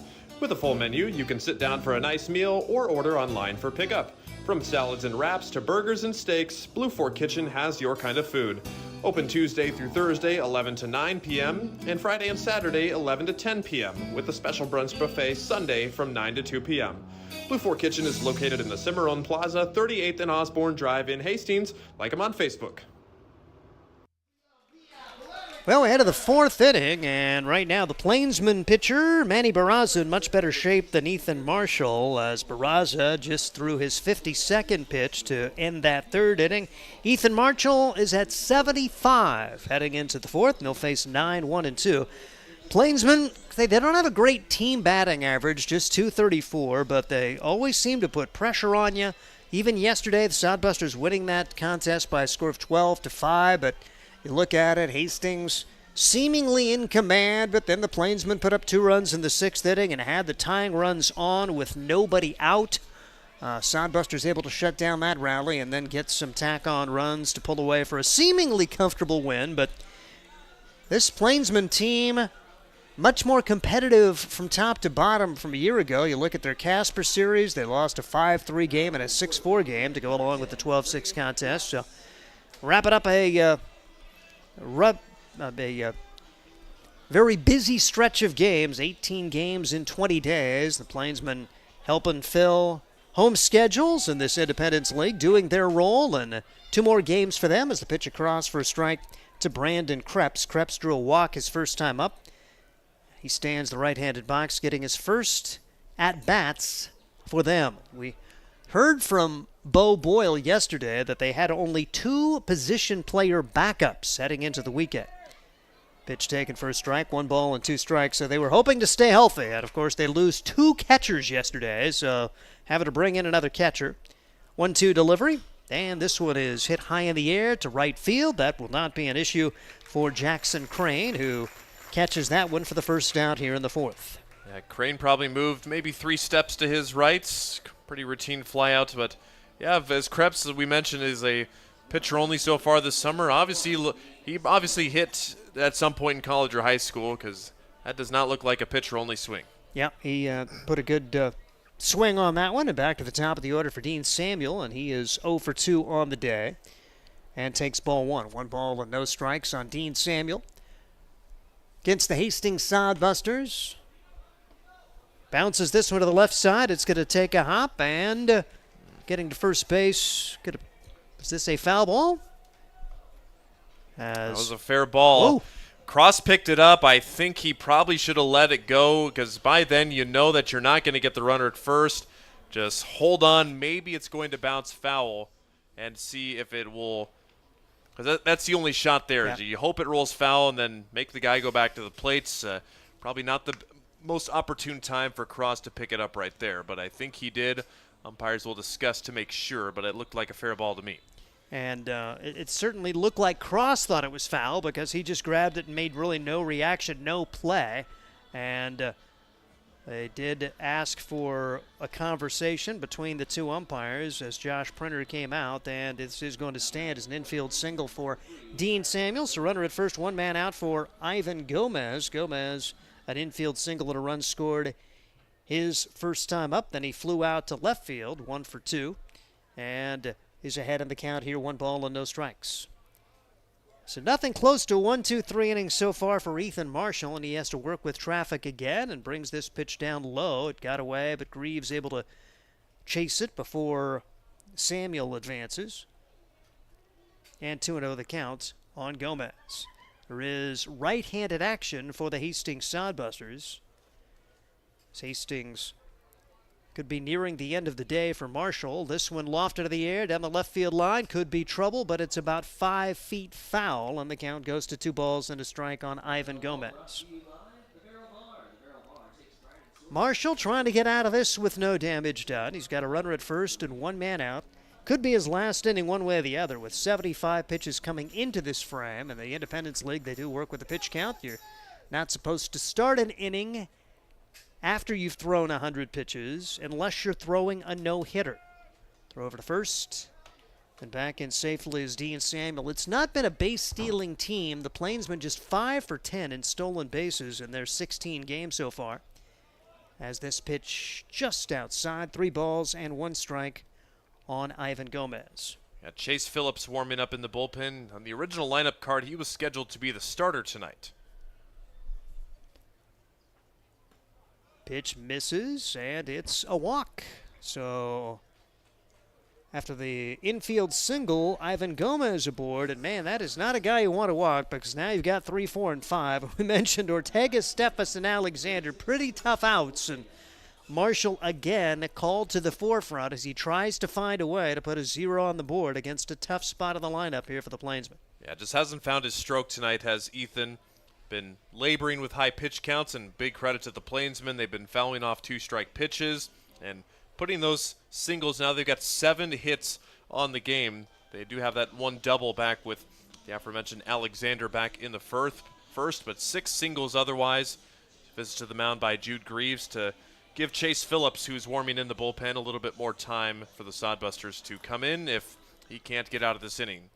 Josh Prenner, I think, did call for that visit as he sent Greaves out there to allow Phillips a little more time as this pitch is popped foul. No balls and a strike on Ortega, who's reached base twice, a single, a walk, a run scored. The Plainsmen lead it 2-1. It's only 2-1, but it feels like the Plainsmen have been in control since the beginning. And if you can keep it a 2-1 game, you like your chances down the stretch because you feel like you'll be able to turn things around. But Plainsmen has certainly had the better of the opportunities, and they've got a big chance here again to extend the lead. No balls and 2 strikes, however, as Marshall trying to find a way around Ortega. Off speeder, hit into the right center field gap. That will be a base hit. Rounding third, coming home to score will be Samuel. They'll have runners at first and third with their 4 and 5 hitters coming up as the Plainsman Chris Ortega has his second hit in 3 trips to the plate. RBI single there for Ortega, and a great piece of hitting there, and just a poor pitch selection by Marshall there. Did go with the breaking ball. Might have been a little bit outside of the zone, but just left it up too high. You could tell Ortega was in swing mode after he swung pretty mightily at those first 2 pitches, and you don't want to give anybody something good enough to hit like that 0-2.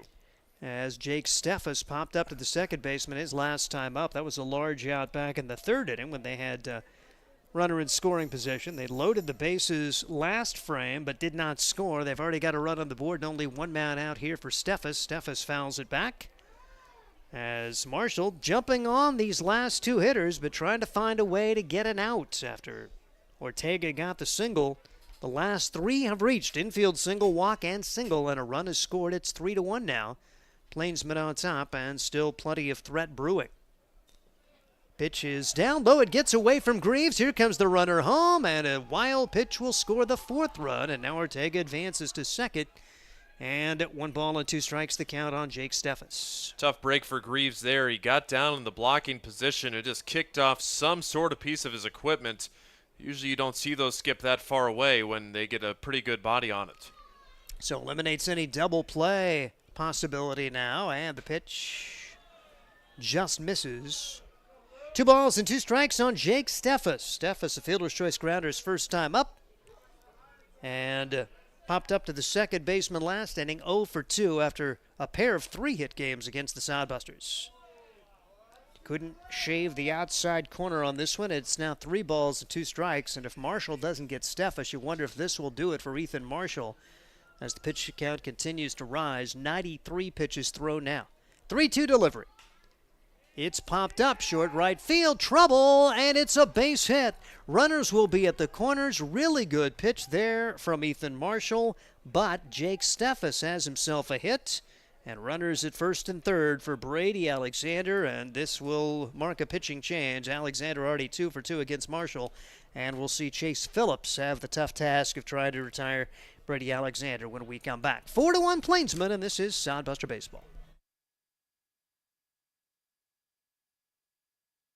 There's nothing like relaxing on a summer day.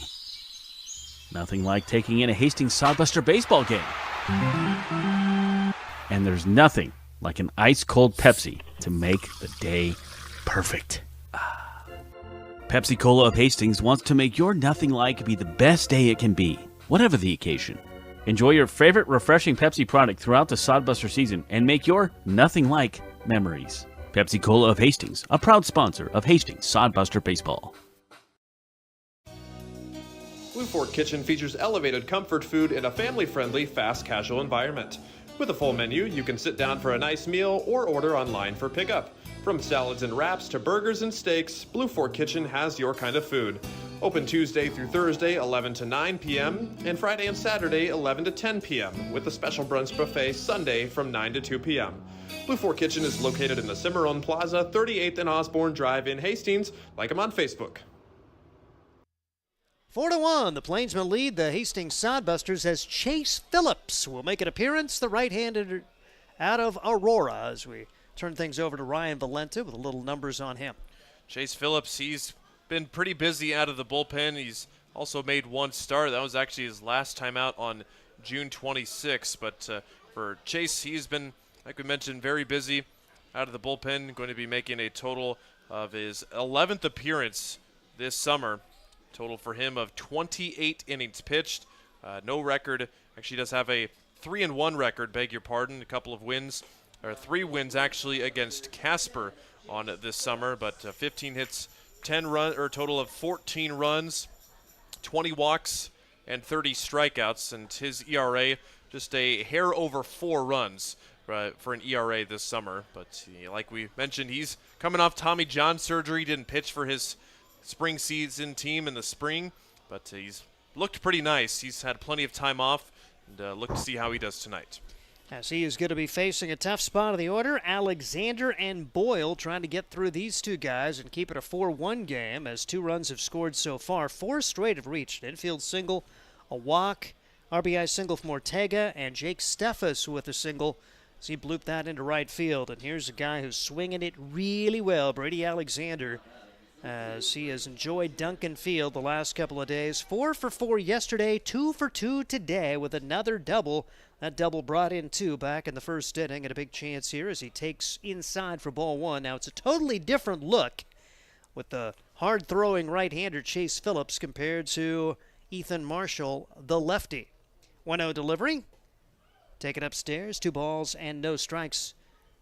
Brady Alexander. Chase Phillips played in the field yesterday and raised his batting average 30 points to 209 with the multi-hit contest in that matchup against the Plainsmen. This pitch is strike 1, 2 balls and a strike. Chase Phillips able to have a multi-hit contest against the Plainsmen yesterday. Alexander takes it the other way down the right field line, and that is going to fall just foul. So nearly had an extra base hit going to right field. He has been primarily a pull hitter, smashing it into the left center field gap. That was nearly probably 3 if that would have fallen fair. Sodbusters still yet to find the answer for Alexander at the plate. Good fastball by Phillips. That's what he's been primarily going to this at-bat. Now might be a good time to try and mix in a breaking ball, hopefully a location of lower out of the zone. Heading into yesterday, Alexander had done everything but hit for average, but goes 4 for 4 and raised his batting average about 60 points. Now a throw over to third base, Ortega not going anywhere. And don't see that too often. Nope. Runners at the corners with 1 man out. Alexander at the plate, batting an even 300 coming into today, and that will go up some points with a 2 for 2 performance so far. 2-2 delivery. Hit to the right side, going to be stopped by the second baseman. Only play to first, and a collision. Alexander got there. They're going to call the out as Alexander and Wilson got together as that throw came pretty late from Ethan Foley, who had to get to it, then spin and throw. Everybody's apparently okay, but it's an RBI ground out from Brady Alexander.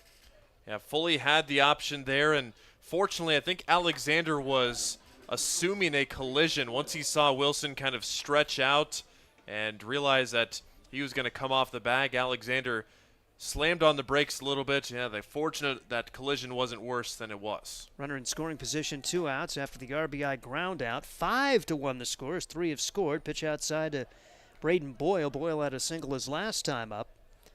Has 9 hits in the game for the Plainsmen, just 4 for the Sodbusters. They now have a 4-run hole in the contest, and this one is bounced foul. 1 ball and 1 strike on Braden Boyle. 1 for 2 for him coming into today. Boyle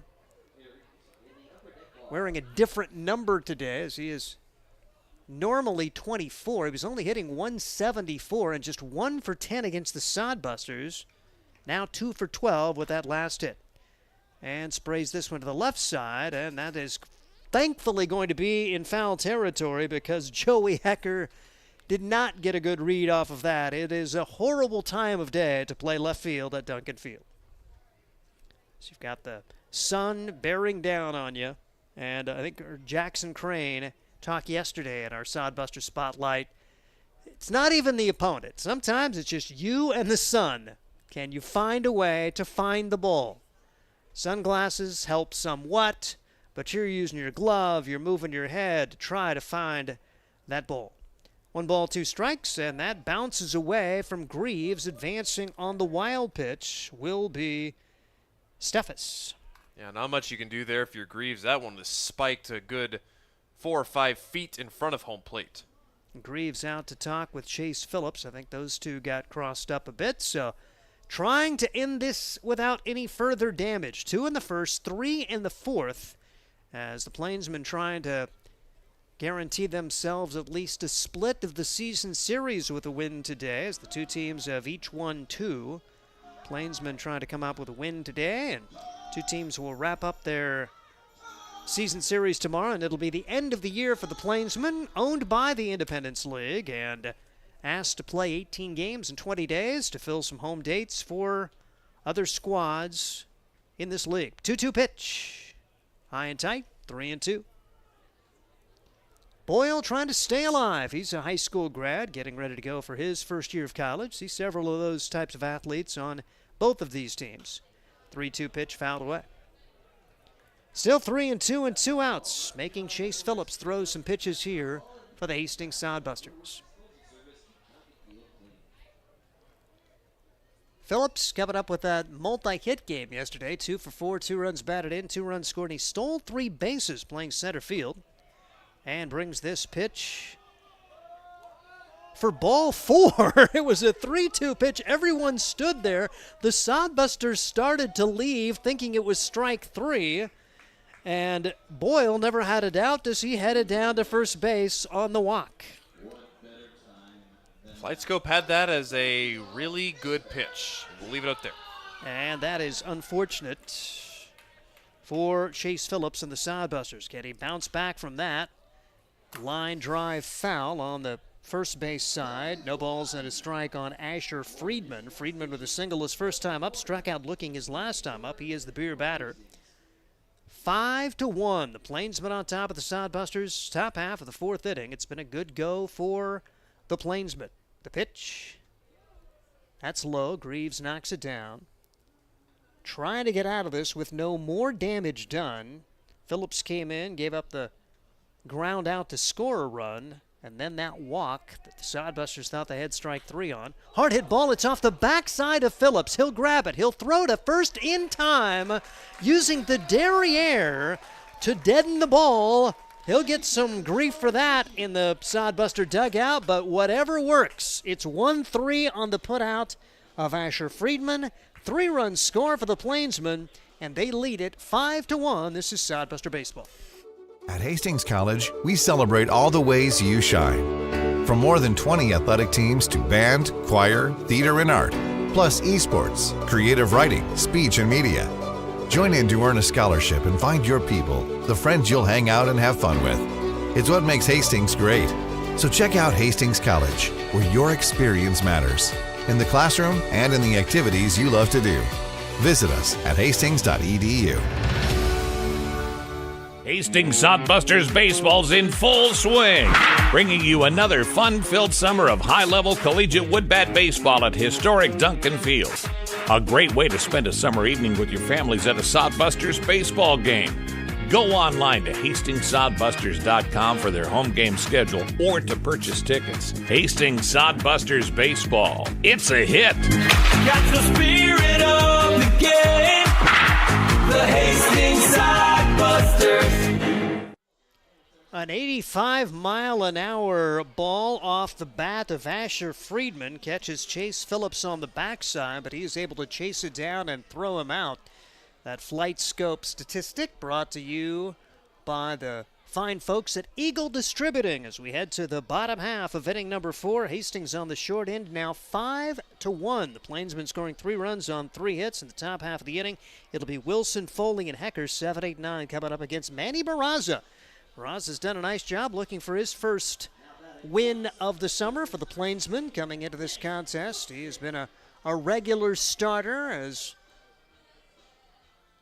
an 0-3 record coming into this one, but has looked really solid. It's Zane Wilson who flew out to right his first time up to end the first inning.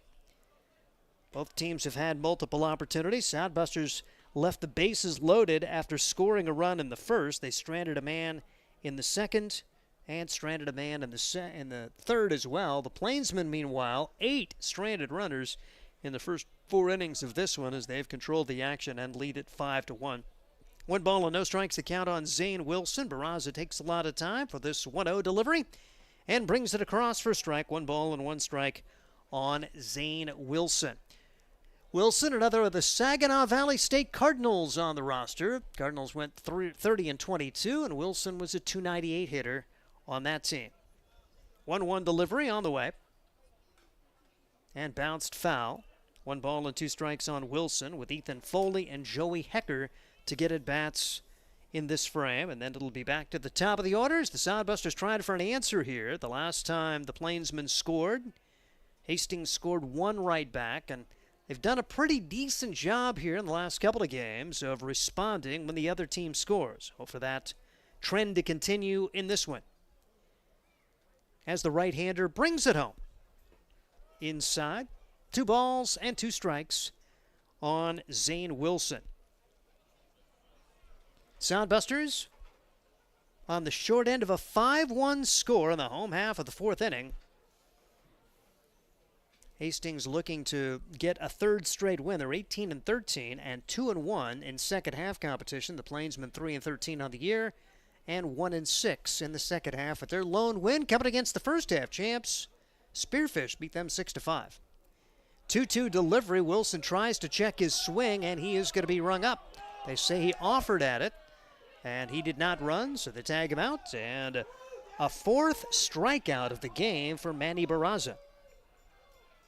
Yeah, usually on those, at the major league level, you can appeal down to the third base umpire, but I certainly thought that could have gone either way. It's a tough appeal down at the first base umpire. The umpire manual says if you think that they swung, it's supposed to call it unless you are completely unsure. The reason is the time when you're supposed to appeal then. But Daniel Roth thought he went around.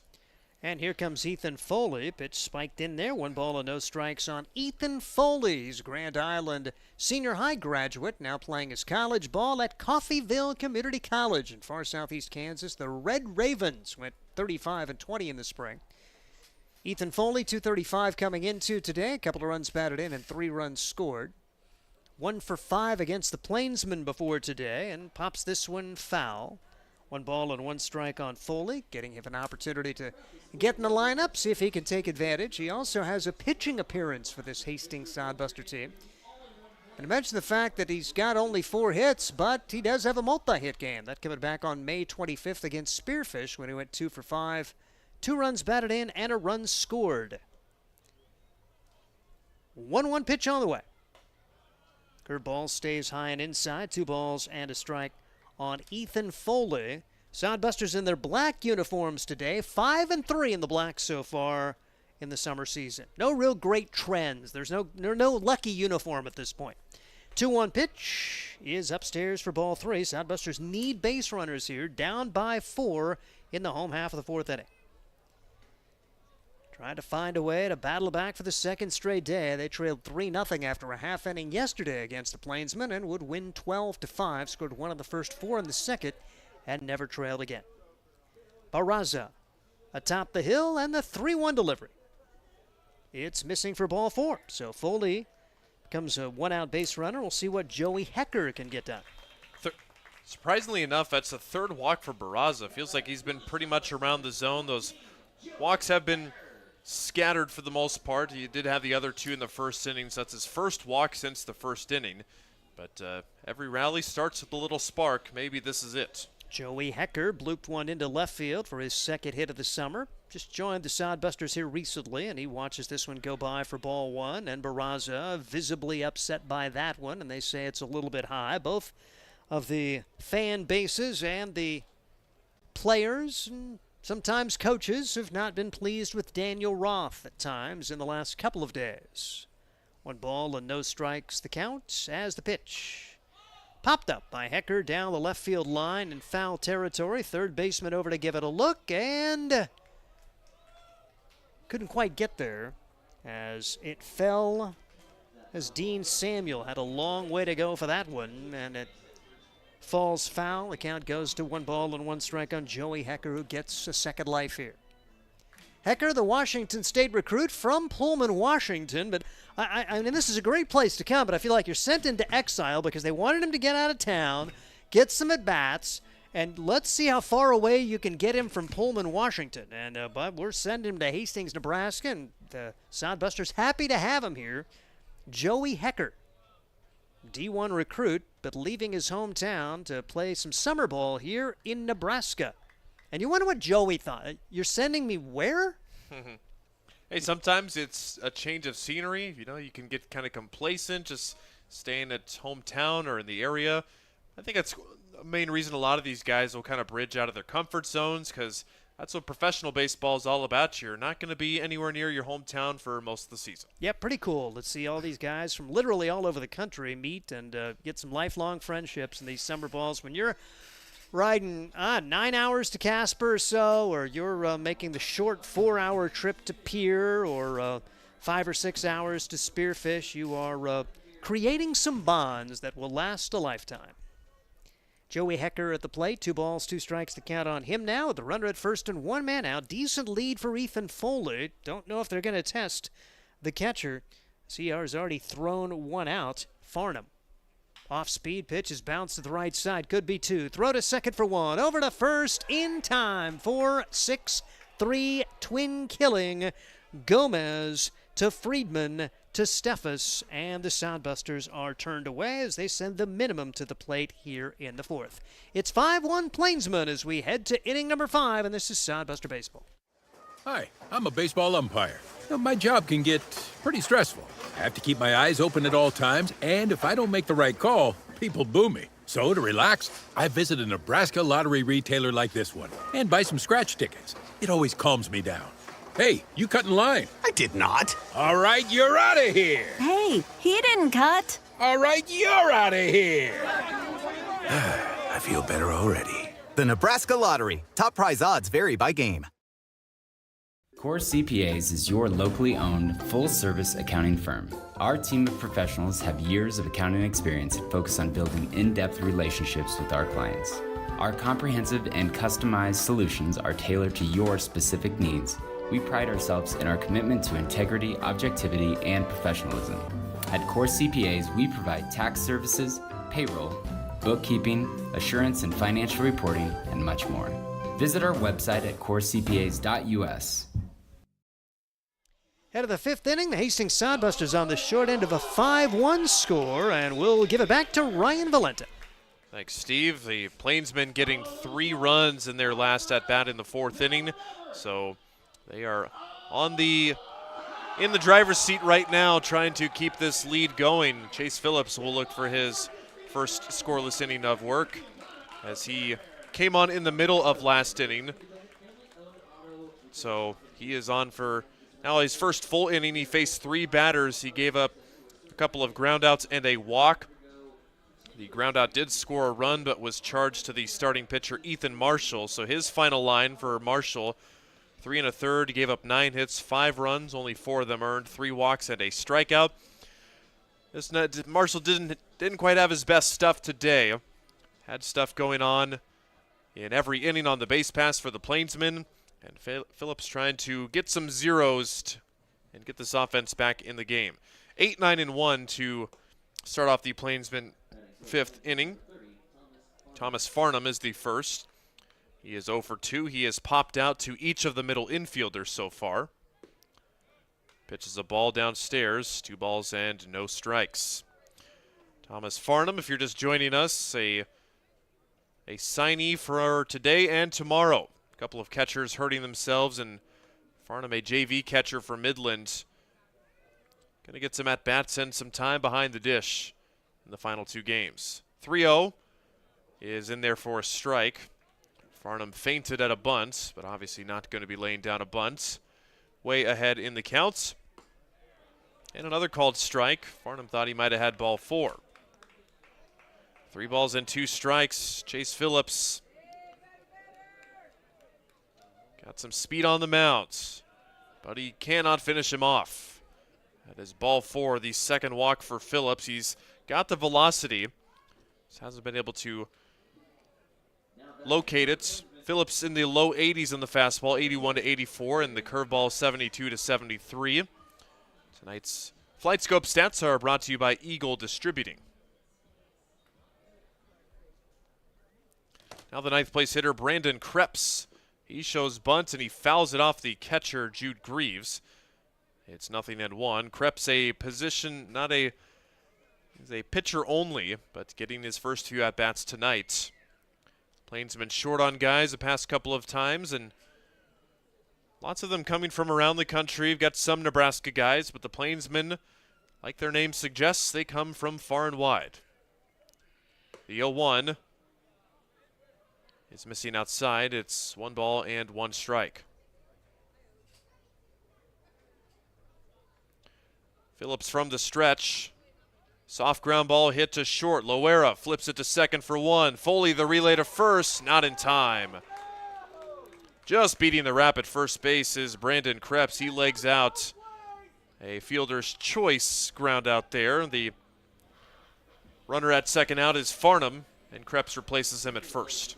Really good job there for Foley to make the turn with Farnham bearing down on him, and made a pretty accurate throw and pretty close play at first. And now it's back to the top of the Plainsmen lineup for the 4th time tonight. Here's Dean Samuel, fouls it off the gear of Greaves. No worse for wear. Daniel Roth will take a courtesy walk out and throw the ball to Chase Phillips. It's a beautiful night to end this 4th of July weekend, and so far no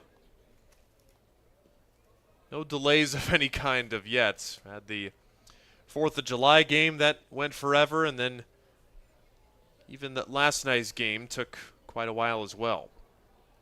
1-1. Late on the fastball, Samuel down 1-2. Ground out, pop out, and single for Dean Samuel. Didn't play in last night's game, but 1 for 3 tonight. The Riverside, California native takes just a bit inside. It's 2 balls and 2 strikes. Daniel Roth not expanding the strike zone behind the plate tonight. Pitchers are having to fight to earn every strike.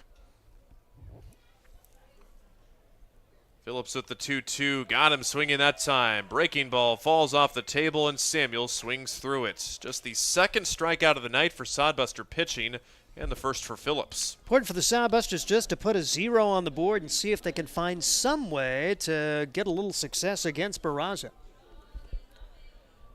Also, not the first time we've seen a Plainsman pitcher have a pretty darn good start.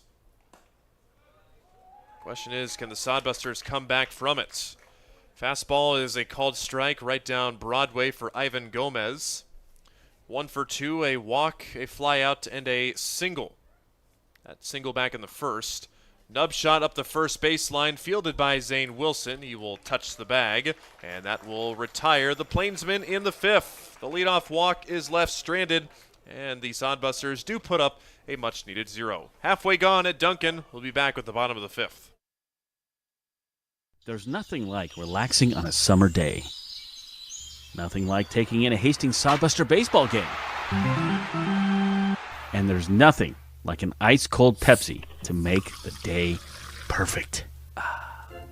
Pepsi Cola of Hastings wants to make your nothing like be the best day it can be, whatever the occasion. Enjoy your favorite refreshing Pepsi product throughout the Sodbuster season and make your nothing like memories. Pepsi Cola of Hastings, a proud sponsor of Hastings Sodbuster Baseball.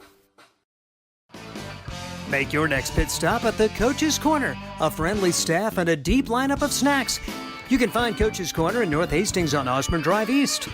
More than just a gas station, Coach's Corner is the place to get delicious pizza made fresh for you and your family. Don't take our word for it. It's so good it'll be featured at selected Sodbuster home games this season. For a convenient and clean experience, be sure to check out the new convenience store in North Hastings, Coach's Corner.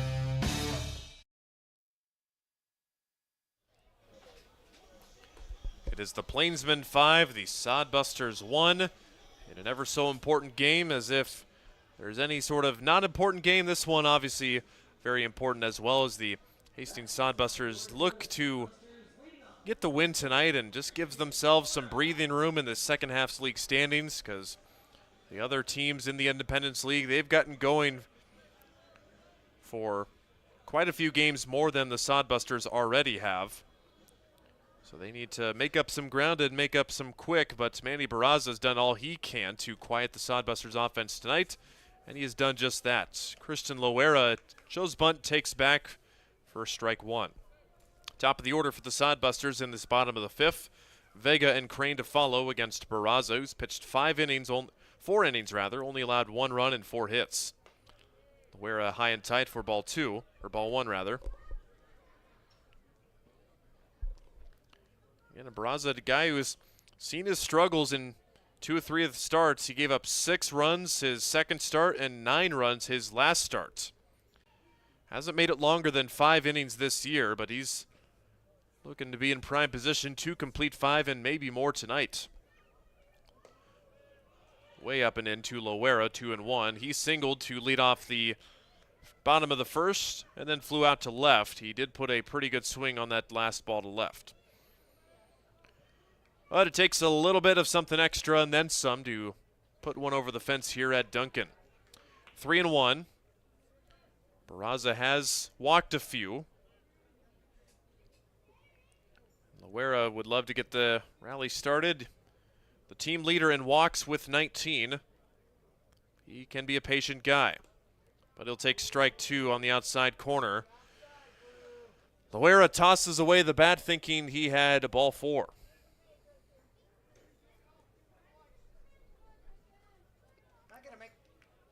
Not going to make me many friends behind home plate when you do that, and now he better be swinging. So it's a full count pitch to Barraza, from Barraza. Well, if there was no net there, we would have had ourselves a nice little souvenir. Mason probably would have had a nice souvenir right there. But yeah, I don't mean to pick on Christian, but there's been several times this season where if you feel like he's tossed away the bat thinking he's had ball 4, and yeah, the umpires, it's not the best thing that they enjoy seeing. So we'll do the payoff again. A slide step delivery. Loera swings and misses at one down low, and he has struck out. Barraza comes back to win the battle, and that is a strikeout number 5 for the Plainsman right-hander. You were hoping the day off yesterday would cure the ills of Christian Loera, and that he'd have a single and a run scored back at the first, but since then, really struck it well in the second, but that's a disappointing outcome to begin this fifth. Now Drew Vega 0 for 1 with a walk and a fly out to center. Vega had almost a week and a half off at one point. From June 20th to the 30th, he did not play in any games. We were wondering where he was because Sodbusters were in so bad need of a middle infielder, but he had some illness, what we were told, that he was not able to play during that 10-day stretch. Called a strike to make it 1-1. Strike on Drew. However, he did have a nice game on Friday with a 2 for 3 nights. A couple of singles. He's up to 19 hits this summer. Pitch is low and away. Vega last year was tied for the Sodbuster lead in team hits with 47 hits. Hasn't had as much offensive success. He started off the season pretty hot, and then there was just a murderous stretch where he, for whatever reason, could not get a base hit. It's a hard ground ball to shortstop. Nice pick by Asher Friedman. The throw over to first is perfect. That one is like a woodchuck burrowing through the ground there at full speed, but Vega retired. 9 errors between the two teams yesterday. Much better defense, particularly on the infield today. Just 1 error between the two squads. And the Sodbusters really anemic offensively. See if they can get a 2-out rally going with their 3, 4, and 5 hitters. Ever since the first inning, since then, the Sodbusters have only had 1 base runner or 2 base runners in those innings. Sodbusters had multiple in the first. Manny Barraza has quieted the offense since. Jackson Crane, he's got a single, one of the 4 tonight for the Sodbusters. All singles for Hastings tonight. The foul ball back to the screen, 0-2. Manny Barraza, that was just pitch number 80. So very likely if he can retire Crane here, they would see him for the 6th inning. Trying to complete 5 with the lead to qualify himself for the win tonight. The 0-2. That didn't look good from the get-go. That's just he kind of stopped midway, and but hey, he's got a four-hitter going, and I'm thinking just that's a great that's a great place for it. 0-2, just toss it back to the screen, and now I probably throw one right down the middle. For my generation, that's the Johnny Cueto delivery right there, and he does get the swing and the miss. Barraza with a glare into the Sodbuster dugout, saying, "How do you like that?" Couple of strikeouts in the inning for Manny Barraza. He is dealing right now. It is the Plainsmen still in front 5-1 after 5 completes the 6th inning after this. Let's face it, we move our bodies around a lot. And sometimes things happen. A tweak, twist, pull, strain, ache, or pain. At Fisk Chiropractic and Sports Care, their goal is to restore your mobility, keep you moving, and ensure your rehabilitation is effective, efficient, and stress-free. Do you suffer from headaches and neck pain? Lower back or sciatica? Call Fisk Chiropractic and Sports Care today. Start to discover wellness through chiropractic care. Fisk Chiropractic Sports Clinic.com. Start feeling better now. Core CPAs is your locally owned, full-service accounting firm. Our team of professionals have years of accounting experience and focus on building in-depth relationships with our clients. Our comprehensive and customized solutions are tailored to your specific needs. We pride ourselves in our commitment to integrity, objectivity, and professionalism. At Core CPAs, we provide tax services, payroll, bookkeeping, assurance and financial reporting, and much more. Visit our website at corecpas.us. Hastings Sodbusters on the short end of a 5-1 game, but I think Josh Printer has a little coaching lesson right now after a 1-2-3 fifth inning that saw the Sodbusters strike out twice against Manny Barraza. There just hasn't been a lot of urgency at the plate for this Hastings team since that first inning. You mentioned the fact that they put a big threat up there in the first inning. Since then, you had a one-out single in the second. Sodbusters did get their leadoff man aboard in the third, but gunned down on a caught stealing. But already 6 strikeouts in the game, and I think Josh Printer was sending a message. We'll see if that message was heard here. First of all, you want to see Chase Phillips get another 0 on the board as Scott Galusha, owner-general manager, coming up to join us now. And tell you what, Plainsmen come out. They put an early crooked number on the board, and they get 3 big ones in the fourth. Right now, 4-run lead looking pretty big against this Sodbuster team at this point. Right, they played really well. Hats off to them. They've swung the bat well, and they've played good defense. And so, last night we kind of gave them those gift wrap those first 3 runs, but they've earned everything they've got tonight. They're hitting the ball well. They're playing inspired, and hats off to them. Right now, they're the better team, and we've got to be better on both sides right now. And we're letting calls that we don't think are ours bother us, and that's a little bit of a sign of immaturity. And we're hoping that they can figure that out. And I'm pretty sure I can't tell you word for word what Josh just said, but it was something along the lines, we've got to be better, we've got to play through that thing, and we're letting things that we can't control affect us right now, and we've got plenty of time to get this back, and I think we will, but we've got to have another 0, like you said. We got to have a 0 from Chase, and then we got to have some quality at bats. And this is a huge inning right here, because this is a wicked part of the batting order that has torn Hastings up this game and some previous games. Ortega, Steffes, and Alexander. Ortega 2 for 2 with 2 runs scored, a run batted in, and a walk. He's ahead in the count 2-0. And then you got Steffes and Alexander. Those 2 guys had 7 hits combined in yesterday's game, and they're swinging it well as well. 2 balls and strike now on Chris Ortega. Yeah, he's done Chris Ortega has done a really good job at finding barrels. There it is again. This time he didn't quite get enough of it, but just a real simple, good, fundamentally sound swing. Doesn't try to do too much, and that's a good start for us here in the 5th. Lines it out to the shortstop, Christian Loera, and now Jake Steffes. Steffes, who had a 3-hit game yesterday, is 1 for 3 in this one. He singled as part of that decisive 4th inning when they had their first 4 reach after the number 9 hitter popped up. The top 4 in the lineup all reached, and they would end up scoring 3 in that frame. We're probably lucky to get out of that with 3, quite frankly. But again, all the credit is due in that first base dugout right now. Bo and his staff have these kids ready to play today, and they're playing good baseball. And we're only halfway through, so we've got plenty of time, but we've got to start having better at-bats and got to stop complaining and whining and woe is me. Right now we don't like the energy that's coming out of that third base dugout. Jake Steffes, a 1-1 count, and the pitch is lined back up the middle, but getting in front of it is Ethan Foley, the second baseman, makes the throw, and that's a 2-up, 2 down so far.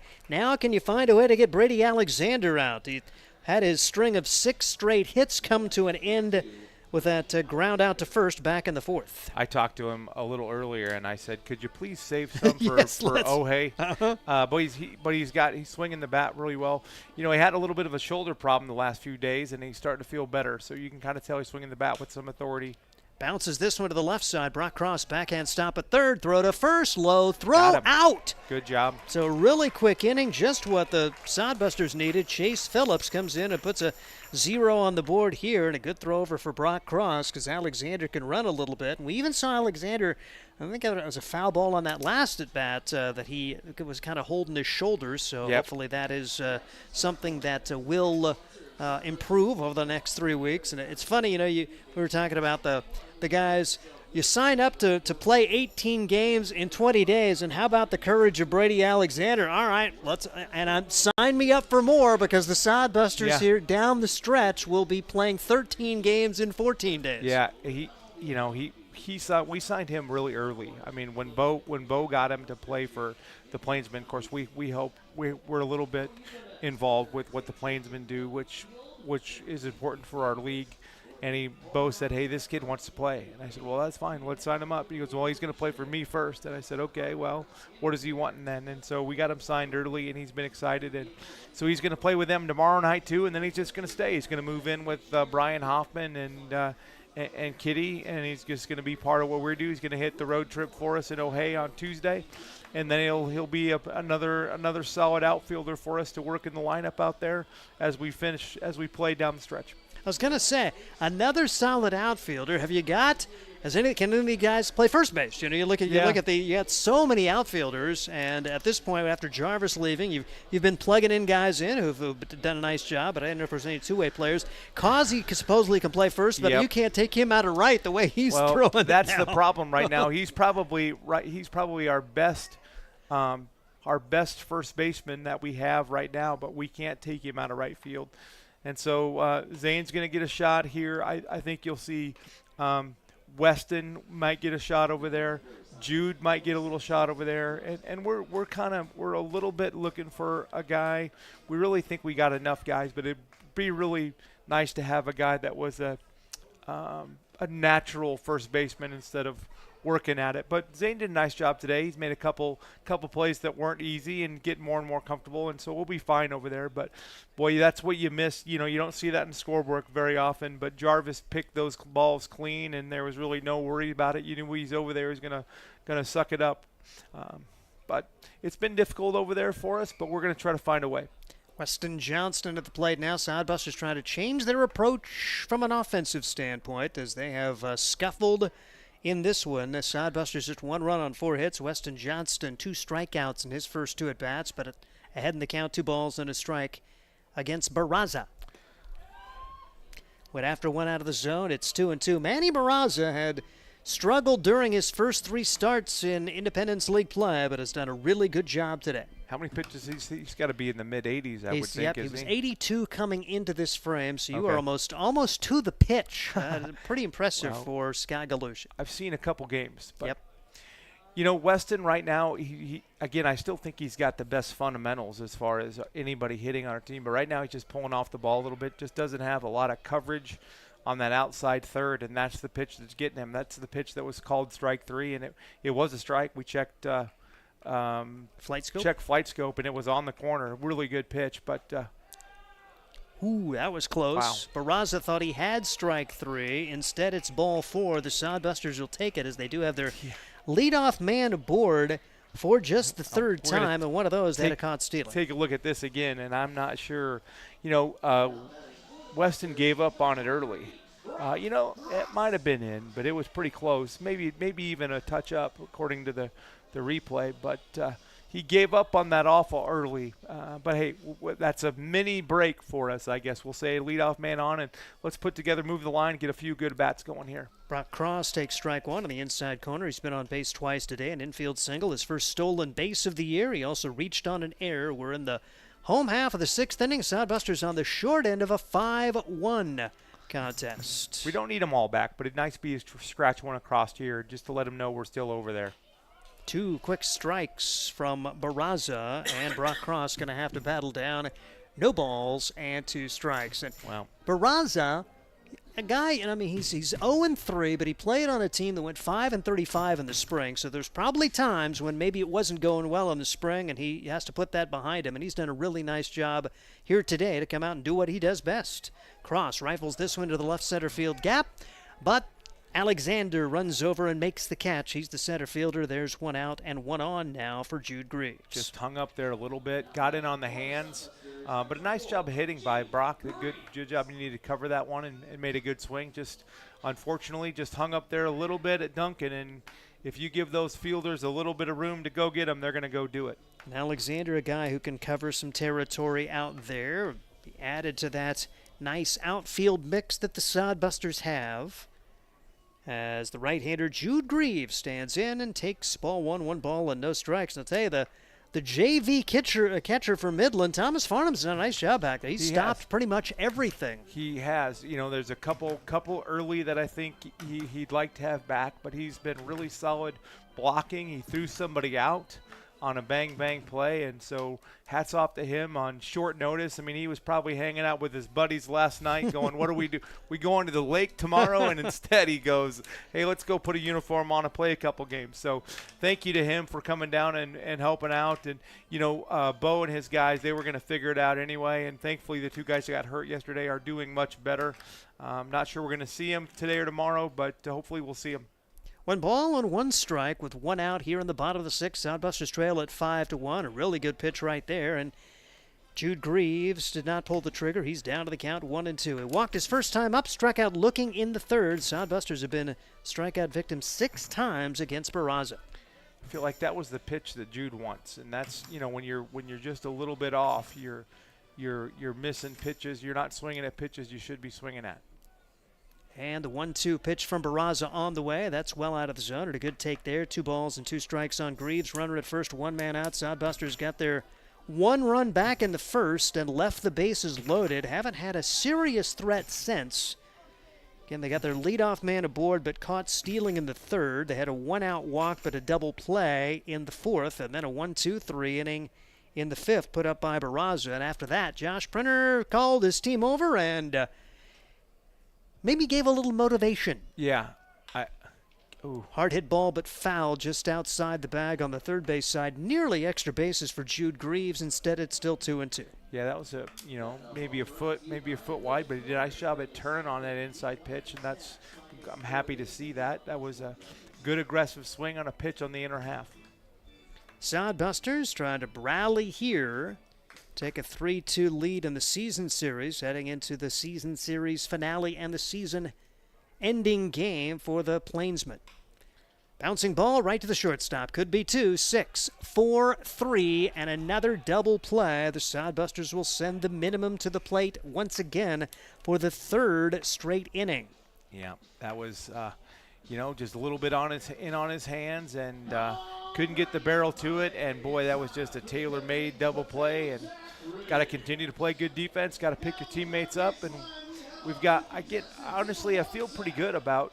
I mean, I know we're down by 4, but I feel like when we get in their bullpen, we're going to get some things going. But we've got to change that approach. We've got to change a little bit of that mojo in that dugout right now. And it was really big for Barraza to get that double play because that was pitch number 97. If the Sodbusters get through that at bat, likely Barraza is going to have to exit the game after 6. He now can come out and pitch the 7th.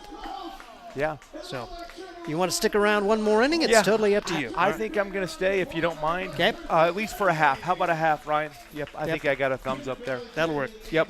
As the Sodbusters will send Chase Phillips back out there, and with Phillips setting him down 1, 2, 3 in the 6th, probably earning another inning. You would think his pitch count probably will be putting him out after this. 39 pitches thrown for him. Yeah, and that last inning, I don't know for sure, but I'm pretty sure it was a single-digit inning. There was some pretty quick outs there. So I had it as 7-pitch inning. So yeah, against the 3, 4, and 5 hitters, against the guys who arguably are their best 3 dudes, or certainly have been against the Sodbusters this year. Who? As Ortega, Steffes, and Alexander went down 1, 2, 3. It'll be Boyle, Friedman, and Farnham here in the 7th as Chase Phillips back out there. Multi-talented athlete Chase Phillips. I got it. Plays center field yesterday. It's West. Doing some pitching here today. He can play second base. He could play shortstop. He could play third. If he were 5 inches taller, they'd throw him in at first base probably for this Hastings Sodbuster team. But a guy who is perfect for a summer league team where, okay, what do we need? This guy can probably do it. Well, you got to make a whole nother sheet for him on the roster. He can play here, here, here, here, here, here, here. So he's making that column much bigger. But, boy, you love having some of those guys that can just do whatever it takes, and that's a great teammate. As Phillips will come out and see if he can get it done against the 6, 7, and 8 for this squad.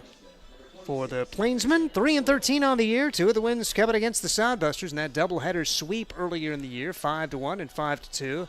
Hastings winning 2 games against the Plainsmen, 14-4 back on June 21st, and then yesterday's game at 12-5. This has been a much better played game, just one error, but the Sodbusters on the short end. Yep, it has been a better played game for sure.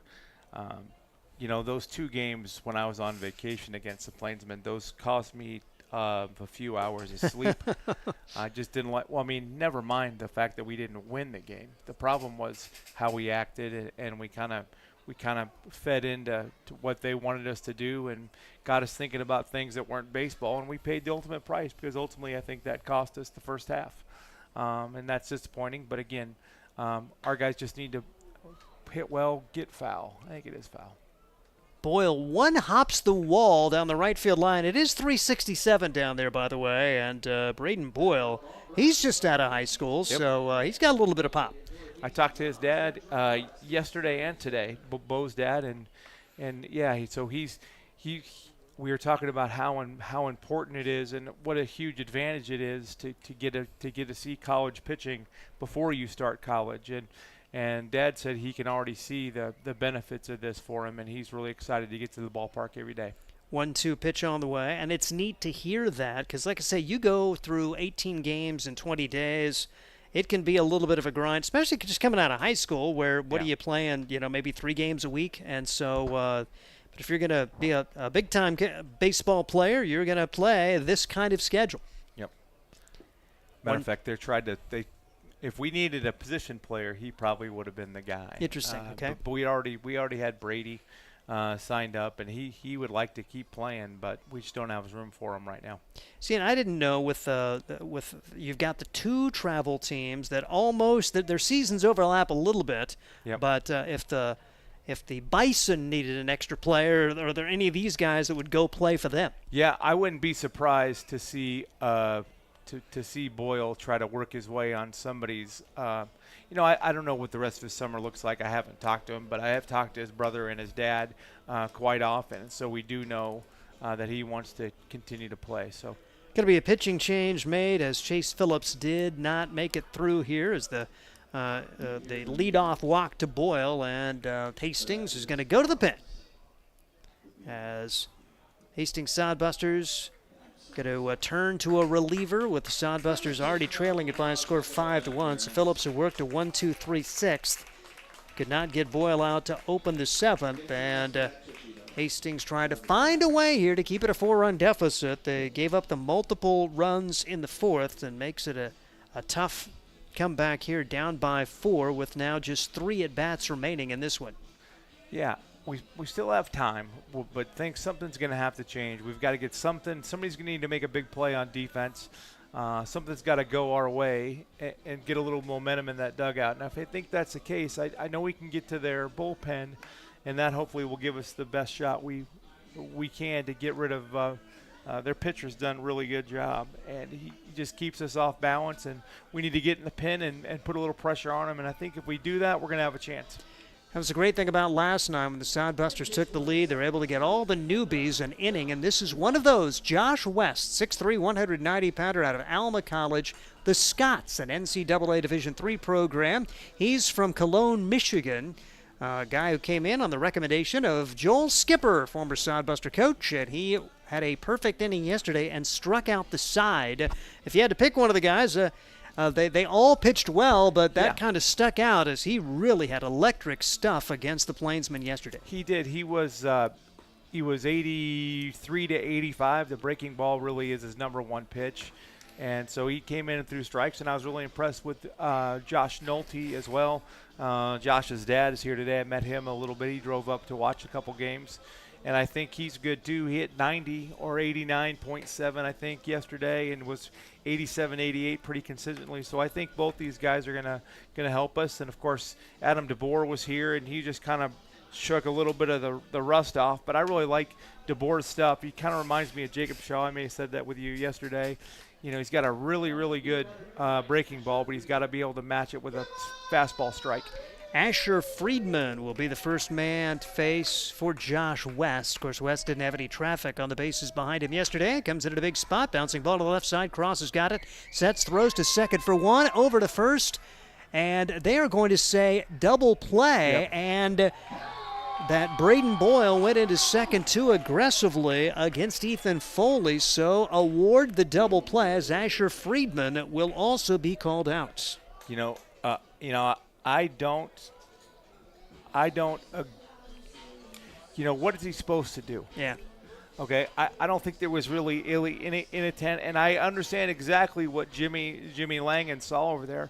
But really, it's a bang-bang play. You want him to slow down before it's a bang-bang play. So that's a tough call. And I understand the safety side of that, and I get it. And I see exactly what Jimmy said. But I'm not so sure what the younger Boyle is supposed to do there. Yeah, and Bo Boyle wants an explanation here as Jim Langen will come in and join the home plate umpire Daniel Roth. As right now, anyway, there's going to be 2 outs and nobody on. And a really good pitch to get the slow roller. And a nice play from Brock Cross. Kind of wondered if he was going to have time to go to second. And Foley showing a little courage there, knowing that somebody was coming in. I didn't even think he would try to throw it, actually. Yeah. And good turn there for Foley. I think that's maybe his first opportunity to play second base. I think that's more of a natural position for him. I think they've thrown him in at third base a couple of times. It's neat to see Foley get a chance at second. Well, when I signed Ethan, I told him, hey, we got a lot of middle infielders. I said, I know you can play some third, but just know that might be the early ask. And so it's nice to get him here where he's more natural. And he's made a couple nice plays for us and a really nice effort on one of those Texas leaguers over there to right field as well. And it's Thomas Farnham up now as the explanation is given to Bo Boyle after a 5-4-3 double play. As Thomas Farnham swing and a miss for strike one. And pitches swung on and missed. 2 really good pitches from Josh West. Here comes the breaking ball. It's amazing to me how many good players there are at NCAA Division III level. No scholarships at that level. And you see a guy like this. And the depth of talent in baseball in America. How about a 3-pitch strikeout there from Josh West? Yes. Welcome to the Sodbusters, Josh. It was really good. So, again, I'm going to let you go. I know what that call was, and it's got to be safety first, which I get, but I'm not sure what he's supposed to do on that play. But I'm glad. I'm glad we got a break, and now we got to get some momentum going here. Looks like we got pinch hitters coming. So Jensen's warming up, Cosby's warming up. So we're gonna go. In a battle. Yep. That's still him? 44. Yep. So he has thrown 97 pitches. So this will be his final inning. But he's coming out there to open the 7th and high drama. As we'll say goodbye to Scott Galusha. Thanks, guys. We'll see you. Have a good night. I'll see you tomorrow. All right, Scott Galusha, owner, general manager for the Hastings Sodbusters, as we will head to the bottom half of the 7th inning. It will be 7, 8, and 9, but as Scott mentioned, it looks like pinch hitters will be the rule here as we see Cale Jensen. He is going to be coming in. Luke Causey has grabbed a bat, and the Hastings Sodbusters are going to have an opportunity here to get some new dudes in there against Manny Barraza. Barraza has been dynamite here today. Barraza throwing 97 pitches, 57 for strikes. He has allowed only 1 run on 4 hits. He has struck out 6. He has walked 4. And he has an opportunity now. If he can get through this inning, likely his final inning, he'll leave it over to the bullpen to try to get the final 6 outs of this one. But Barraza trying to make his way through the 7th. Now, the pitching restrictions here in the Independence League, you can't start an inning after 100 pitches. You can't start a batter after 110. So if it goes well, he theoretically could work this entire inning. If the Sodbusters work the pitch count a little bit, they may be able to get him out before the end of this inning, as we will see Cale Jensen come in as a pinch hitter for the Hastings Sodbusters. And Cale joining the team 2 days ago, a regular on last year's squad, the last 2 seasons as a matter of fact. And the first pitch to Cale Jensen is right down the middle for strike 1, as see back-to-back pinch hitters coming up, or at least 2 out of the first 3, because Luke Causey had grabbed a bat, so he is going to be coming up as well for the Hastings Sodbusters. 0-1 delivery on the way, and Jensen watches this one go by for ball 1, 1 ball and 1 strike. Cale Jensen 1 for 4, did knock into yesterday after he went 0 for 5 against Fremont on Friday. Sodbusters trying to extend their winning streak to 3. A walk-off win on Friday against the Moo, 7-6 on Independence Day. 1-1 delivery. This one is lined to right field, base hit, and there's a good start to the comeback here for the Hastings Sodbusters as Cale Jensen off the bench to put on a hit. That's the Cale Jensen we know right there. Very comfortable at Duncan Field. He's got an easy, smooth swing, doesn't get cheated by much at the plate. Just takes it right into right fielder over the second baseman Gomez's glove. Another pinch hitter. This will be Jaden Shabry. Shabry, high school grad, steps in there, and Jaden at 271 has a triple, a double, 5 runs batted in, 10 runs scored. Watches this one go by for strike 1. And Causey out there as well. So we're going to have pinch hitters for the 7, 8, and 9 here in the bottom of the 7th. Sodbusters trying to rally from a 5-1 deficit against Manny Barraza, who has been really good. Giving up just the first inning run. Sodbusters 5 straight zeros on the board. A couple of double plays have helped. A caught stealing. And Barraza's been able to get the most out of his 100-plus pitches now. Count goes to 1 ball and 1 strike on Jaden Shabry.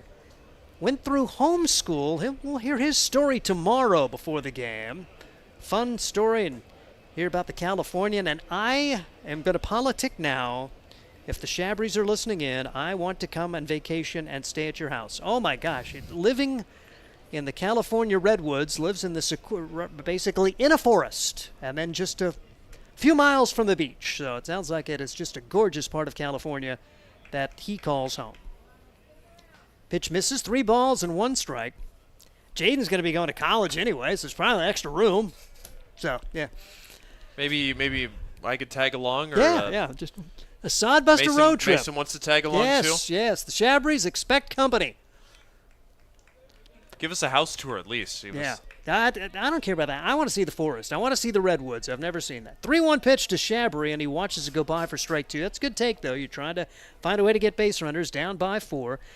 As Cale Jensen singles, Jaden Shabry now full count as Hastings trails it by 4 runs. Bottom of the 7th. High drama here at Duncan Field. Hastings trying to rally and send in some pinch hitters up there in the home half of inning number 7. Here's the pitch from Barraza. Swing and a miss. Went with a high Hardman. That is a large strikeout for Barraza. 1 on, 1 out for Luke Causey. Huge strikeout there, especially with Barraza just about there on his pitch count. He's got 105 now. He's got 5 pitches left to work with. So Causey will get his first at-bat of the day. Luke batting .286. .322 here at home, though, as one of the 2 home runs on the season for the Sodbusters and tied for first in triples with 4. He's also scored the most runs for the Hastings Sodbusters. That number's 20. Just try to move the line right here. Runner at first, 1 man out. Barraza brings it in, and that's high and outside for ball 1. So 3 straight pinch hitters to open the 7th inning. A single for Jensen, a strikeout of Shabry. Now the number 9 hitter is up there, Luke Causey, batting for Joey Hecker, who was 1 for 2 and grounded into a double play his last time up. Double plays have been killers for this Sodbuster team as well. Off-speed pitch on the outside corner, 1 ball and 1 strike. Hastings trying to find a way to rally and extend their winning streak to 3. Meanwhile, what an effort for Manny Barraza, coming in 0-3 with a 7.7 ERA. Certainly hasn't looked like that today. Working out of the stretch, brings home the pitch. Causey takes it the other way, loops it down the left field line, and it'll fall for a hit. Sodbusters will have first and second. Now the ball gets away momentarily. The throw comes in, not in time. It's a single. Boyle then had it go by him. We'll see how they rule it. You see Causey end up at second, Jensen at third. That's big because that takes any potential double play away. And the top of the order is going to be coming up with the Sodbusters down by 4 and 2 on. Yeah, it should be a single and an error on the bloop shot by Causey. That Boyle was trying to get it to make sure to get a quick throw in. It kicked off his glove. Jensen read it beautifully. Once he saw the bobble, he turned on the jets and sprinted towards third. Causey gets to second on it. But now Manny Barraza with 109 pitches. He can start this batter and finish him off. And fortunate enough for him that he can, because if Causey would have seen one more pitch, then that would have been his last batter. So Christian Loera trying to come through, and if you're Christian, just try to do what you can do and not try to do too much. Loera still leads the team in walks, but he's just not been a real patient hitter during this tough stretch for him at the plate. And the first pitch from Barraza is missing for ball 1. 1 ball and no strikes. We talked about it on Friday. It just feels like that it's been constantly Christian Loera down to the count, no balls and 2 strikes. It's great to see ball 1 as Barraza now will work out of the wind. Runners at second and third. Sodbusters trying to shave off some of the runs of that 4-run deficit. And Loera goes after one on the inside part of the plate and pops it up. That will not be a terribly satisfying outcome for him or for the Sodbusters. So runner at third, less than 2 outs. Hastings cannot score, and it'll be up to Drew Vega to continue the inning. Really tough one to handle on the inside part of the plate, and Loera back to the dugout. Drew Vega 0 for 2. Walked his first time up, then flew out to center on a well-struck ball, grounded out to the shortstop in the 5th. We're now in the bottom of the 7th. Sodbusters would love a couple of runs here with a couple of singles and 2 men in scoring position. Vega trying to lay down the bunt. Good idea. Bunt for a hit, get a run home, continue the inning. Now he's down to the count, no balls and a strike.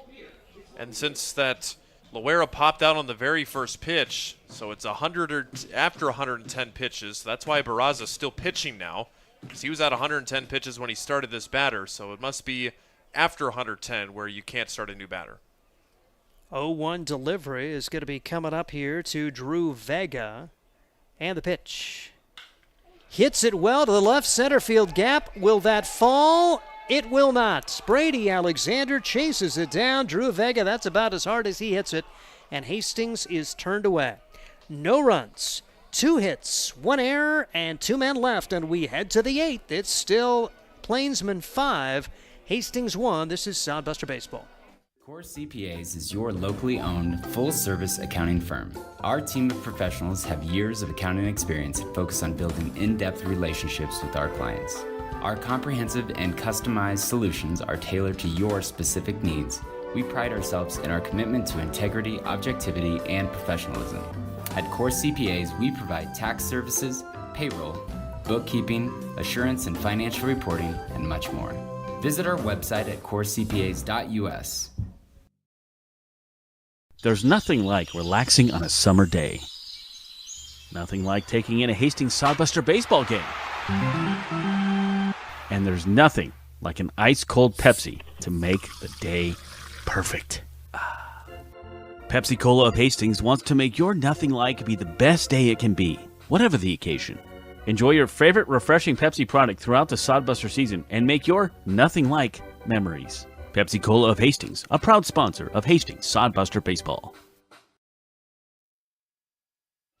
Head of the 8th inning, the Hastings Sodbusters with some work to do. First things first, try to put another 0 on the board as Josh West is out for his 2nd inning of work. And once again, here is Ryan Valenta.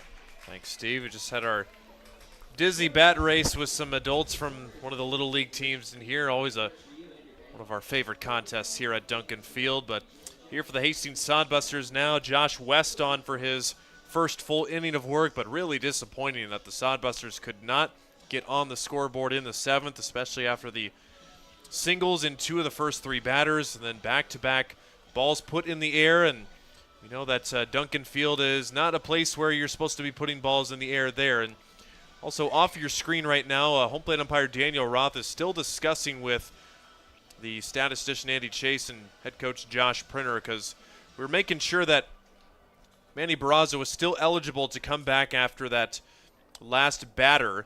Even Scott Galusha's on the field right now, too, asking about it, too, because we thought that Manny Barraza should have been pitch counted perhaps after that one batter, because if he was, then he should not have been allowed to pitch to that last batter. And there's some serious discussion and commotion going on. Scott pointing to the stands. So the way that we interpret it, it's no new batter after 110 pitches, which would theoretically mean you can go 110 and start a new batter. But that's kind of what happens, is that from what I saw in Game Changer is that after Christian Loera popped out, he actually saw 2 pitches in that at-bat. I was incorrect on that, but what Game Changer was showing on my end is after Loera was out, they was at 110 pitches, which would make it so that technically Barraza could pitch one more batter and finish up that batter. But the Sodbusters don't seem to think so. They think that Barraza should have had to have been lifted at that, and who knows, maybe if that is the rule where he shouldn't have been lifted, do we have to go and redo that batter with a new pitcher? We'll have to see, but the Sodbusters just warming up on the field right now, waiting to get an official ruling on this. Game Changer hasn't even finalized the inning as well. Daniel Roth, Jim Langen, the home plate the umpiring crew here tonight. Hey. It's different in every league, so this is obviously a league that is still, or the rules that are still just to this league, and just gotten word that they thought that the pitcher was at 111 pitches after that Christian Loera at bat. And Scott Galusha's on the phone. You wonder if he's on the phone with the commissioner on what to do. You had the Sodbusters involved in a wacky thing up at Spearfish earlier this year as Hastings disputed they got a lineup card that did not include a pitcher that took the hill. And so there was about a 20-minute delay as Hastings was going to protest the game. And it was a game which Spearfish was blowing Hastings out of the water.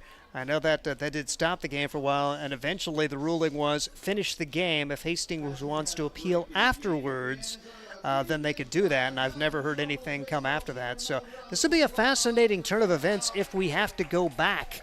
Meanwhile, waiting to come out and throw his second inning of work is Josh West. How about his debut?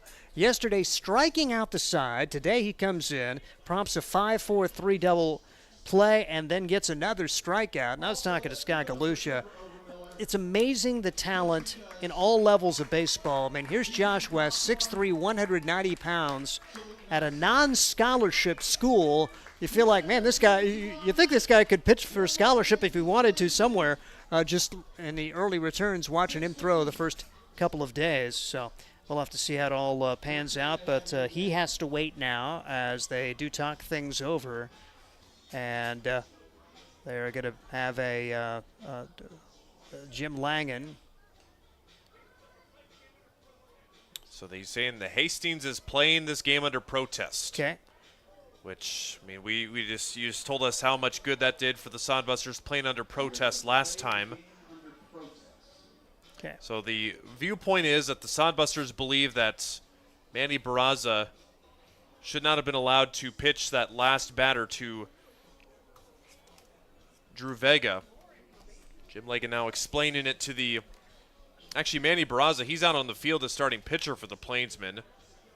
He's got arms out, and hey, he did what he needed to do. Yeah, I mean, if they say you can keep going, you're not worried about your pitch count. If you feel good, you just keep going. But so there will be no reversal, of course, now, and hopefully maybe head coach Josh Printer will have more on this, exactly what the course of action will be taken afterwards. But Josh West will finish some official warm-up tosses, and it appears that we will go on with the game as scheduled, the top of the 8th inning, where the Sodbuster offense has fallen dormant since the first inning. The Plainsmen, they haven't scored any runs since the fourth. It has been nothing but zeros for the past 3 innings. And to start off this top of the 8th inning, Brandon Krebs will get the first at-bat, followed by Dean Samuel and Ivan Gomez. He's called a strike, and West came on the mounds, and with nobody out in the 7th, he got a 5-4-3 double play, which was thanks to an interference call at second base. Krebs chops it to third. That's Cross swinging it over to first in time for the out. Kind of an interesting play in that last play that I was mentioning. They deemed that the runner Braden Boyle went in too hard at second or blatantly obstructed the motion of Ethan Foley to return the throw to first. So that was a getting 2 birds out with 1 ball there, and then West came on and struck out Thomas Farnham to end the inning. So 5-3 on that put out. Back to the top of the Plainsmen order, which is Dean Samuel. 5th time around for the Plainsmen. Samuel 1 for 4. A single came back in the 4th, which was once again the last time the Plainsmen scored. 0-1 from Josh West. Beauty of a breaking ball drops in there. Saw him utilize that breaking ball in that at-bat against Farnham, where he guessed wrong on 2 breaking balls, where I kind of had a field level view. I stepped out for a little bit with Scott in here, and those things just dove downwards. That one misses just inside. Returns for West 80-83 on the fastball and slider at about 74-75. 1-2 pitch. That's a line shot up the middle. It's a base hit for Samuel. He's got a multi-hit game with a pair of singles tonight.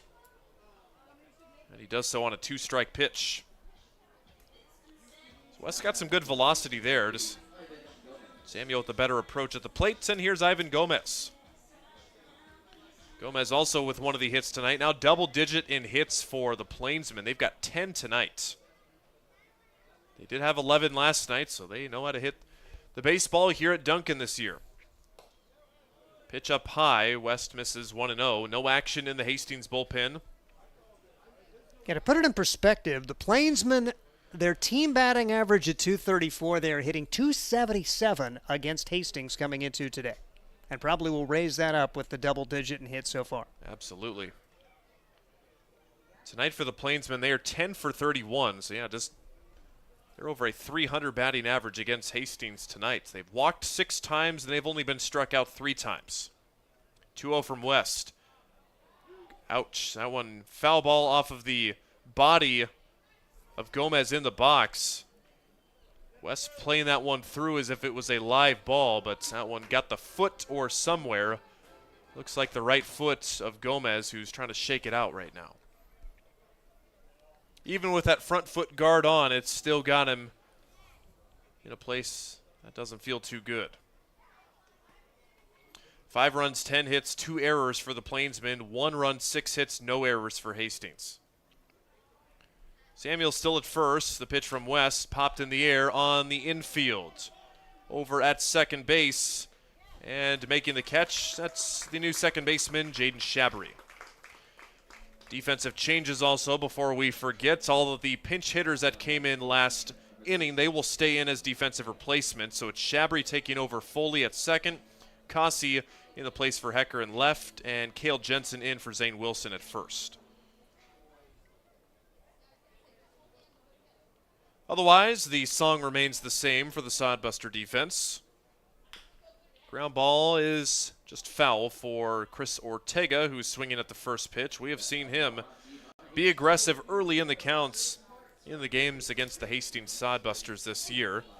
Ortega today, he's got a couple of hits, including an RBI single back in the 4th, and a single and a run scored in the 1st. So 2 outs in the inning. West looking for a shutdown inning. West fouls that one out. I think that was a double doink off the catcher and the umpire. Daniel Roth and Jude Greaves. Just a glancing blow, barely got either of them, fortunately. Sodbusters have made a defensive adjustment. You mentioned the 3 changes, but with Causey coming into the game and his arm in right, he has moved over there, and you've got Jackson Crane moving from right to left heading into this frame. which is, I think both guys are more comfortable in those positions with Crane now on left and Causey and right. Got to tell game changer down there. He's got him flipped around. And believe it or not, sometimes the intranet is wrong. I can actually see number 12 out in left field. Yep, so. and one of them's a lefty and then one of them's a righty, Yep. so that's kind of the easy way to look at it too. Do you guys want an explanation of that? Josh West will have the 0-2 pitch here. It's 1 ball and 2 strikes. Ortega today with those 2 hits. He's also walked and lined out. West trying for the shutdown inning and put another 0 on the board. Ground ball foul. Oh, get up. Wow. Bo Boyle. Yeah. Bo Boyle got up right there, and looking like he's a recent player, which he's got some baseball playing days behind him. West still ahead 1-2 on Ortega. And he gets him looking. Strike 3, the breaking ball called at the knees. And the Sodbusters do put up a 0 in the top of the 8th inning. And we've been wondering exactly what is happening with all the commotion down on the field. Scott's back up here. We saw Jimmy draw a P for protest on here. Scott, what more can you tell us? Yeah, we don't know what the answer is going to be yet. I've got to go back and look at everything. But our dugout believes that their starter surpassed the maximum pitch amount to start a hitter. Mm-hmm. And so that's why, and again, we'll have to confirm that. We'll have to go back and I'll go back and have to watch every pitch because I don't think there was a balk today, but a balk wouldn't count as a pitch. Okay. Sometimes a late timeout and somebody throws a pitch and somebody will get that on game changer. So we'll have to verify that pitch amount. And so that's why we're playing under protest. And if that is the case, then we believe a legal pitcher would have been used, and if that's the case, then that would change the ending of the game or the winning losing team at the end of the game if the score doesn't change from right now. Now, while we're on this subject, you guys had a game up at Spearfish earlier this year. I never heard the outcome where the Spearfish they didn't have the right player on the score sheet given to you, but apparently maybe they did to the umpire? No, it's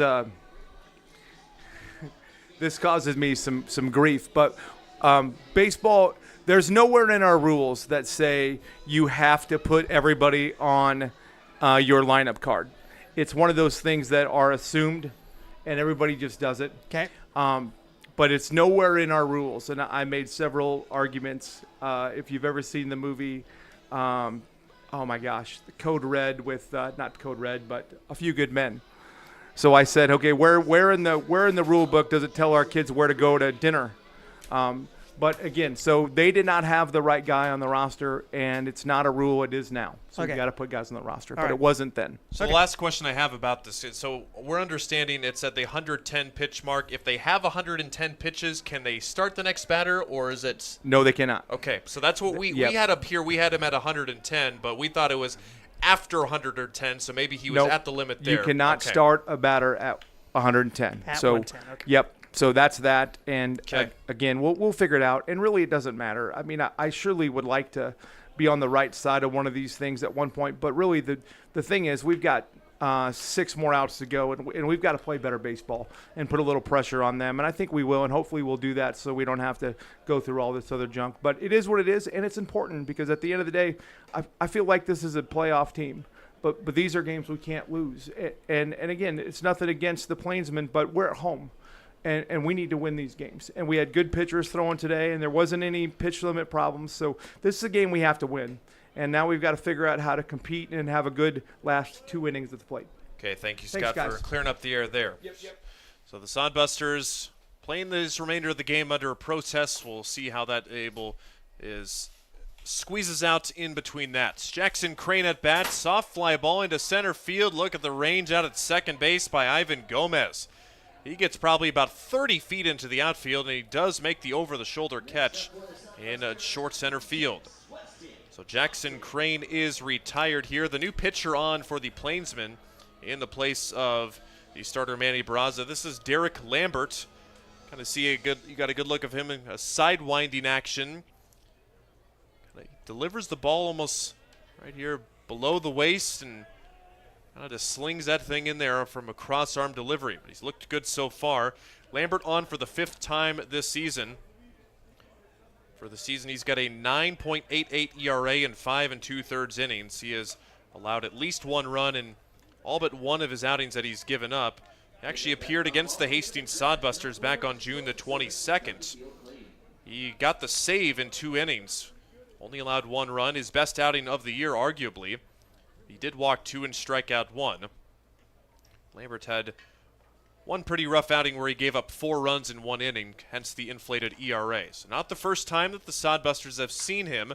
There's Weston Johnston, deep opposite field power, going back is Krebs. That's a gap shot. Extra bases for Weston Johnston, and he will pull into second with a booming 1-out double. Sodbusters getting 2 on last inning, could not score. Johnston in scoring position now. Crane, that little blooper, a lot of guys would not have got to that tremendous range for Ivan Gomez. And we saw Gomez, he didn't play the first game against the Sodbusters, but he's been a fixture at second base. He's pretty good. Weston Johnston with the double there, and for Weston, it's his 5th double of the summer. That ties him for the team lead in doubles now and puts him in a tie or a lead in every offensive category except walks. Now the next batter of the inning, Brock Cross, takes a strike that he didn't necessarily agree with. Cross today, he got a hit back in the 1st. Sodbusters now with 7 hits. Still got a lot to work to do on offense. Time called. Lambert wants a word with his catcher, Thomas Farnham. Again, Farnham catching just his 1st game tonight. Just depends on how complex the pitching selection and the signs are for catchers. It could be easy as riding a bike for some catchers. Otherwise, it can be a little bit to figure out what kind of pitches pitchers like to throw and the sequence to call them. Whoever's calling the game tonight, if it's Farnham or the dugout, they've been calling a pretty nice game. Johnston at second with the 1-out double.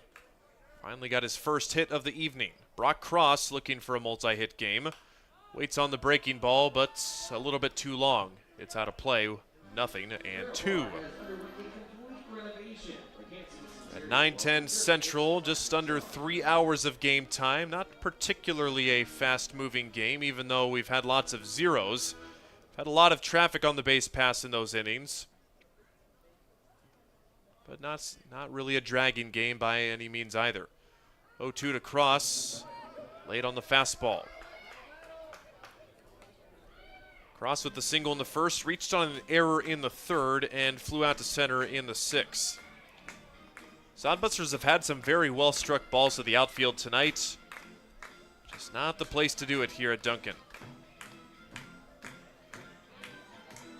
Lambert set with the 0-2. Cross trying to battle his way back. Whacks it to Josh Printer, makes the one-handed stop and tosses it right back to the dugout like he's been doing that for decades of his life. Is any ball too hard for Josh Printer to not handle? It seems like I've never seen him step out of the way of one. I'd say if it's coming right at him, he is making a play on it. And I mean, he doesn't have a glove down there anymore. Cross still down 0-2. This will be pitch number 5. It gets away from Farnham on the wild pitch. Could argue for a pass ball there either. Farnham likely could have stopped that. And Johnston advances to 3rd. Got to find a way to get a runner home from 3rd with less than 2 outs. Couldn't do it last inning, but down by 4 late. Just 1 run here would give yourself a better chance heading into the 9th. And for some teams, it is just seeing the bullpen or seeing a different pitcher. That is all they need. Hopefully that can be the key for Hastings now. Cross with the 1-2. Punches it to the shortstop. A run will come home. The throw over to 1st is in time. Cross, he was way out in front of that swing, but somehow he waited on it long enough to put it in play. It's an RBI groundouts. Johnston comes home to make it 5-2. And the only runs batted in have come via RBI groundouts. Jackson Crane had that one back in the first. So 2-out rally. See if you can reignite the O down by 3 in the bottom of the 8th. Jude Greaves will be tasked to try and keep it going. Greaves today is 0 for 2. Grounded into a double play, walked and struck out. Greaves hasn't had the summer that he's been kind of having ups and downs. Like we mentioned, he's had a couple of multi-hit games where he just tore things up in those couple of games, where he had a 3-hit game against Casper, a 2-hit game against Casper, and one against the Prospects. 12 hits for them. He's got some power. In my personal perspective, it seems like the breaking ball has been giving him a bit of trouble at the dish this summer. Jude Greaves didn't play for this spring in Metropolitan Community College, but did appear in 11 games back in 2024. Takes a generous called second strike on that pitch. Was a little bit down according to Flight Scope. Base is empty, 2 outs, 1-2 to Jude Greaves. And the pitch from Derek Lambert. Right back where it came from, up the middle, gloved by the second baseman Gomez, but his throw is way off target. He wouldn't have been able to get him anyway. It was a good throw. That'll be an infield single, but again, Gomez showing off his range.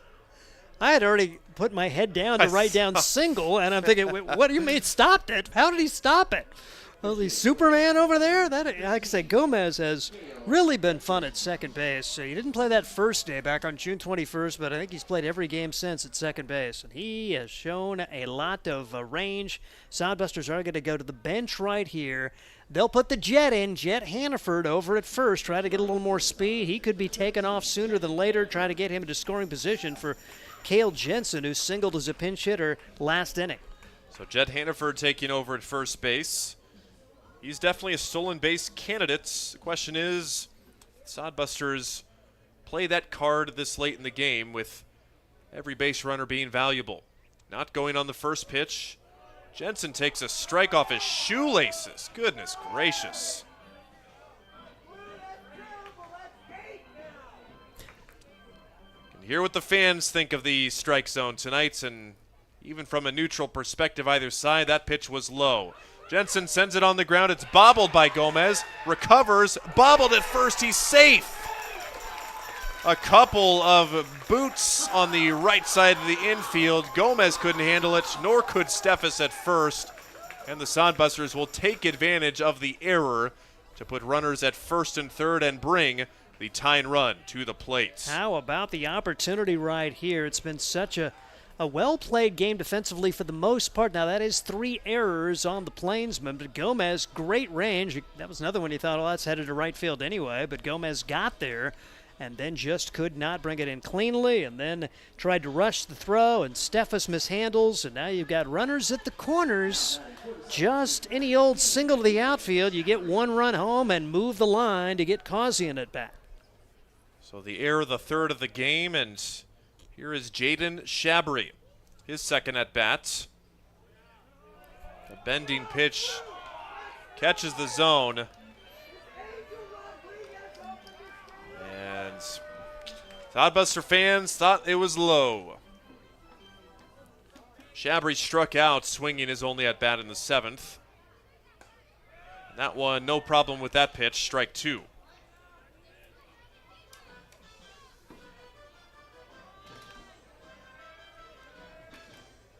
Big spot here. Sodbusters would love to have at least one more. Can Shabry come through? The pitch from Lambert. Runner goes. Swing and a miss. Strike 3.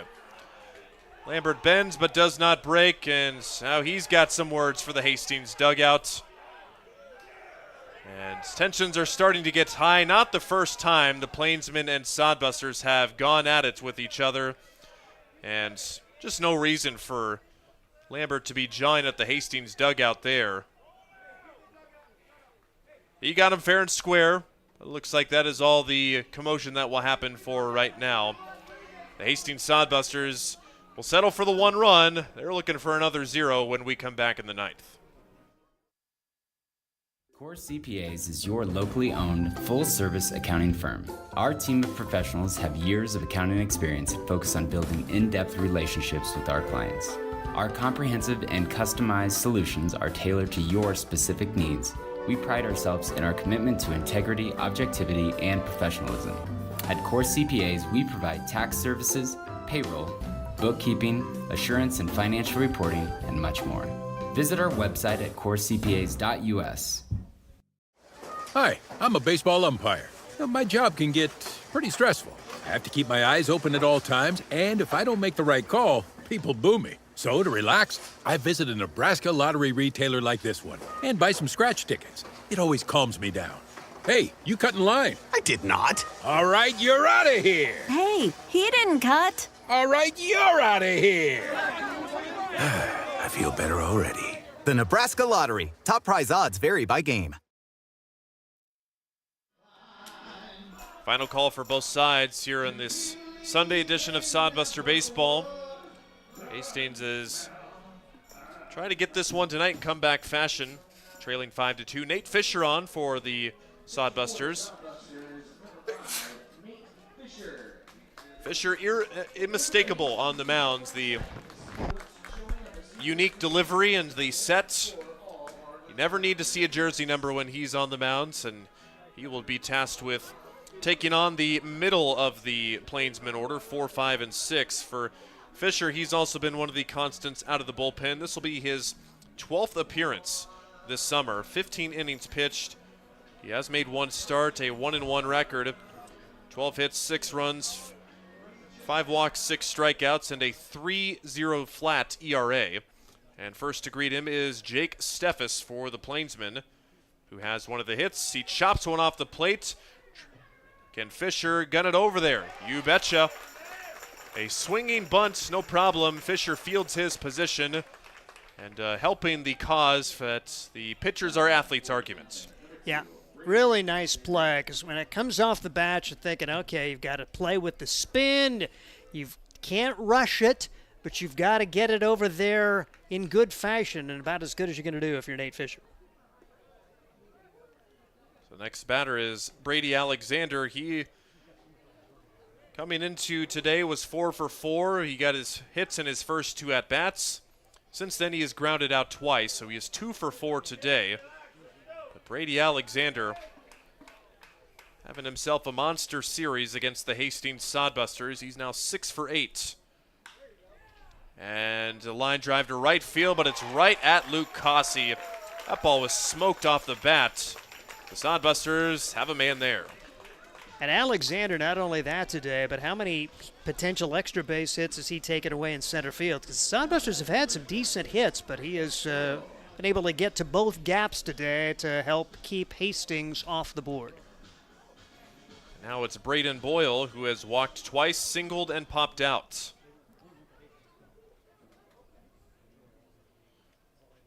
Boyle was the base runner his last time on base in the 7th, where he was called for interference at second base, sliding in and forcing the umpire to call a double play there. Nate Fisher, the sidewinder, misses inside, 2 balls and no strikes. Looking ahead to the Sodbusters' home half of the 9th inning, they will have 9, 1, and 2 coming up. So a decent part of your order to have coming up, with it be your last at bat. Foul ball over the Hastings dugout, 2 balls and 1 strike. Sodbusters have won 2 straights. They won 12-5 yesterday against the Plainsmen. A 7-6 win against Fremont on the long 4th of July game. 2-1 from Fisher. Fouled back to the Plainsmen dugout this time, 2-2. Hastings Sodbusters looking for just win number 3 in the second half of the season. Meanwhile, their top opponents in the league so far, the Oahe Zap, they're 6-2 already. 2-2, that hits him. Well, the last thing you want there on a 2-2 count in the 9th is a hit batter, and Obviously, even with the tensions high, no intent there. Sodbusters' last thing they need is to give up any more runs. Fisher, particularly early in his outings in the summer, that was a huge problem, mostly to right-handed hitters. This time he hits a left-handed hitter, his 8th hit batsman in 12 appearances. Just the second time this summer Braden Boyle's been hit by a pitch. Now the beer batter in the 9th inning. He swings at a pitch that hits him. Ouch. I think it did at least, or it got off of the very handle of the bat. Self-preservation right there for Asher Friedman. Doesn't appear to be any worse for wherever it hits. Asher Friedman swung on a pitch that I think it might have went off his forearm. This time he takes it outside, 1 ball and 1 strike. Friedman today has one of the 10 hits. That was a single all the way back in the 2nd. He also drilled one right back up the middle. That was the cheek shot off of Chase Phillips. Called strike on the outside edge. It's 1 ball and 2 strikes. And of course, this late in the evening with beer sales ceasing, he's the water fountain batter unofficially. Friedman's struck out once today. Pops it, that'll get out of play down the first base side. But the Plainsmen, with a win tonight, if they can hold on here, they would get at least a season split versus the Hastings Sodbusters after Hastings swept them in the season last year, 4-0. Boyle still at first with 2 outs. Fisher ahead 1 and 2. And the delivery. Float shot to center field. That falls for a base hit. Vega gets to it and gets it back in quick enough to hold the runner at second base. It's a line drive single for Asher Friedman. He's got a multi-hit game here in the 9th. Huge at bat coming here. You're already down by 3. There is right-handed action in the Sodbuster pen, but you need to keep that run off the board after you just got 1 back. Runs have been so hard to come by against this Plainsman team today. That was a breaking ball by Fisher. That just was middle right there. And good job by piece of hitting by Friedman to send it right back up there. Pitch low to Thomas Farnham. The catcher still looking for his first hit. He's 0 for 3. Couple of pop-outs, a walk, and a strikeout. Gets a call in the outside corner. It is 1 and 1. Hastings still has a chance in the 9th inning. Will look to walk it off for the 2nd straight night. 2nd night in 3 days, rather. Fouled out of play. That walk-off coming Friday against Fremont. Plenty of runs, no need for a walk-off last night. Question is who the Plainsmen will send out on the mound for the 9th inning, if they'll stick with Lamberts or if they'll have a new fresh arm coming on. 1st and 2nd with 2 outs. The 1-2 from Fisher. Doesn't get the call. It's 2 and 2. Well, Lambert worked a 2-inning save when the Plainsmen beat the Sodbusters earlier, and I would guess with his movement on his pitches, I think he probably is the guy for the 9th. Again, the Plainsmen just have 1 more game tomorrow before their season is over. Meanwhile, the Bison Baseball Club, they're just getting started this summer season. They will come here to play the Hastings Sodbusters in just over a week and a half. 2-2. Too low and downstairs.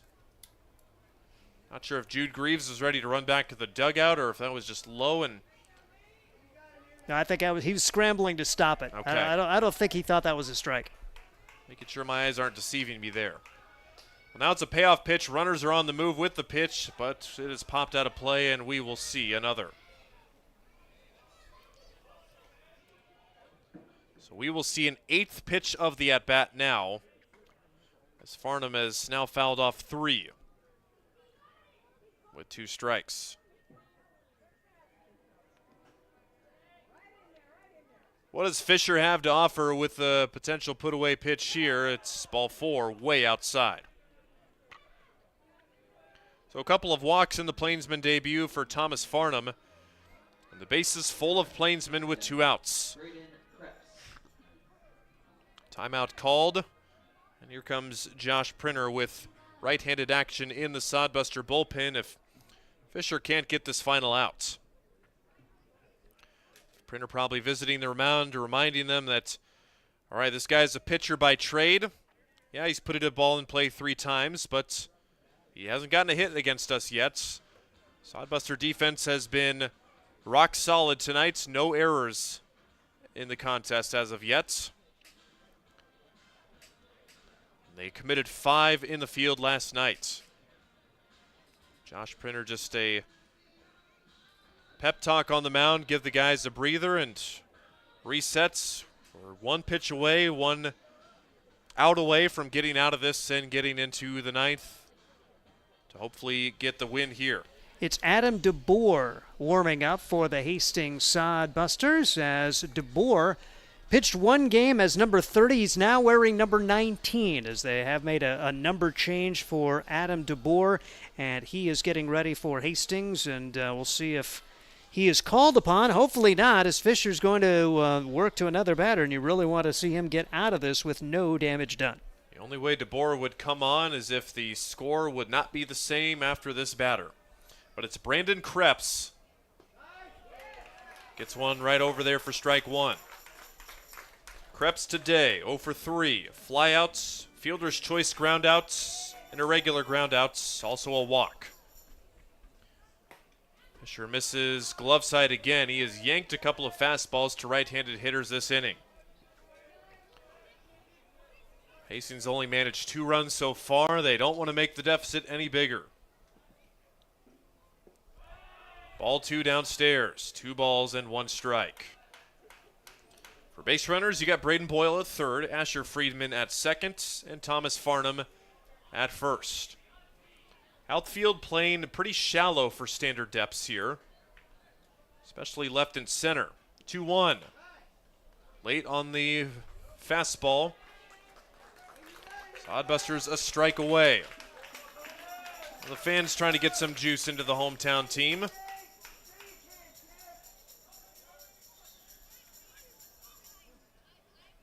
Deuce is wild in the top of the 9th. The pitch. Way inside, and the count is run full. No place to put the 9th hole hitter. A walk will mean a run.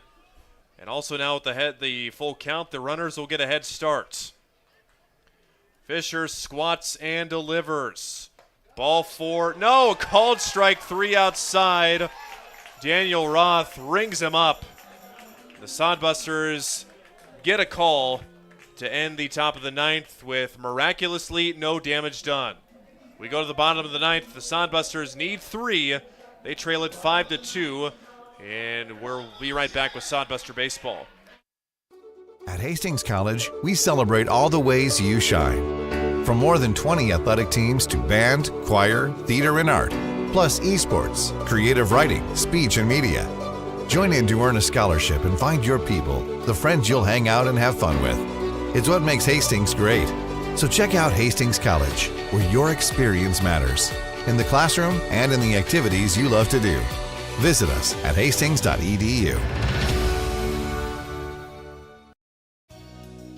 Blue Fork Kitchen features elevated comfort food in a family-friendly, fast casual environment.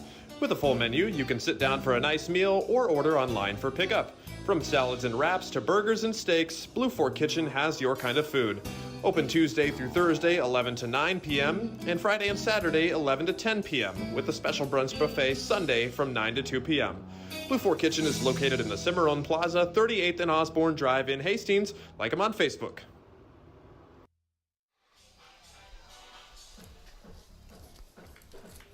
Do or die time for the Hastings Sodbusters, down to their final at-bats here in the bottom of the 9th, trailing 5-2.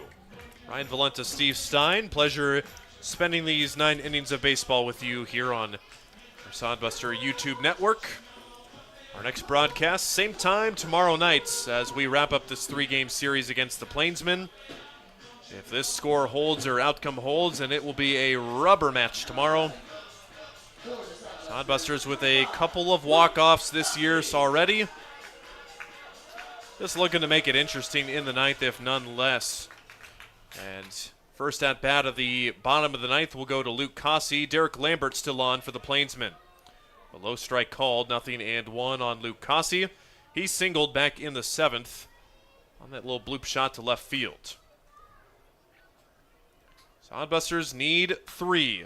That is back to Lambert. He spears it, throws to first in time. A large first down. Good play for Lambert to play his position right there. If that gets by, maybe the shortstop has a chance. Maybe not. The first out of the ninth is always the toughest to get sometimes, or you could argue it's the final out. Cossey sent it right back up the middle, but a very athletic play by the Plainsman pitcher. Well, now it's back to the top of the order, Christian Loera. He led off the game with a single. Since then, 0 for 3. Takes a breaking ball inside. Also had that frustrating at-bat back in the fifth where he thought he worked a walk and ended up striking out. Derek Lambert wouldn't be his first 2-inning save that he's completed against the Sodbusters this year. It would be his second if he can get these final 2 outs. The 0-2. That's up the middle, and he won't get that one. That's a laser beam single. Loera takes a big turn, but will stay at first with a 1-out single. Well, there the comeback begins, and really nice to see Christian Loera not try to do too much. And now Drew Vega just be Drew Vega. He has started to swing it a little bit better despite his 0 for 3 day. He's had 2 hard hit balls to center field today, and you just hope he can find a gap and get the tying run to the plate here in the ninth.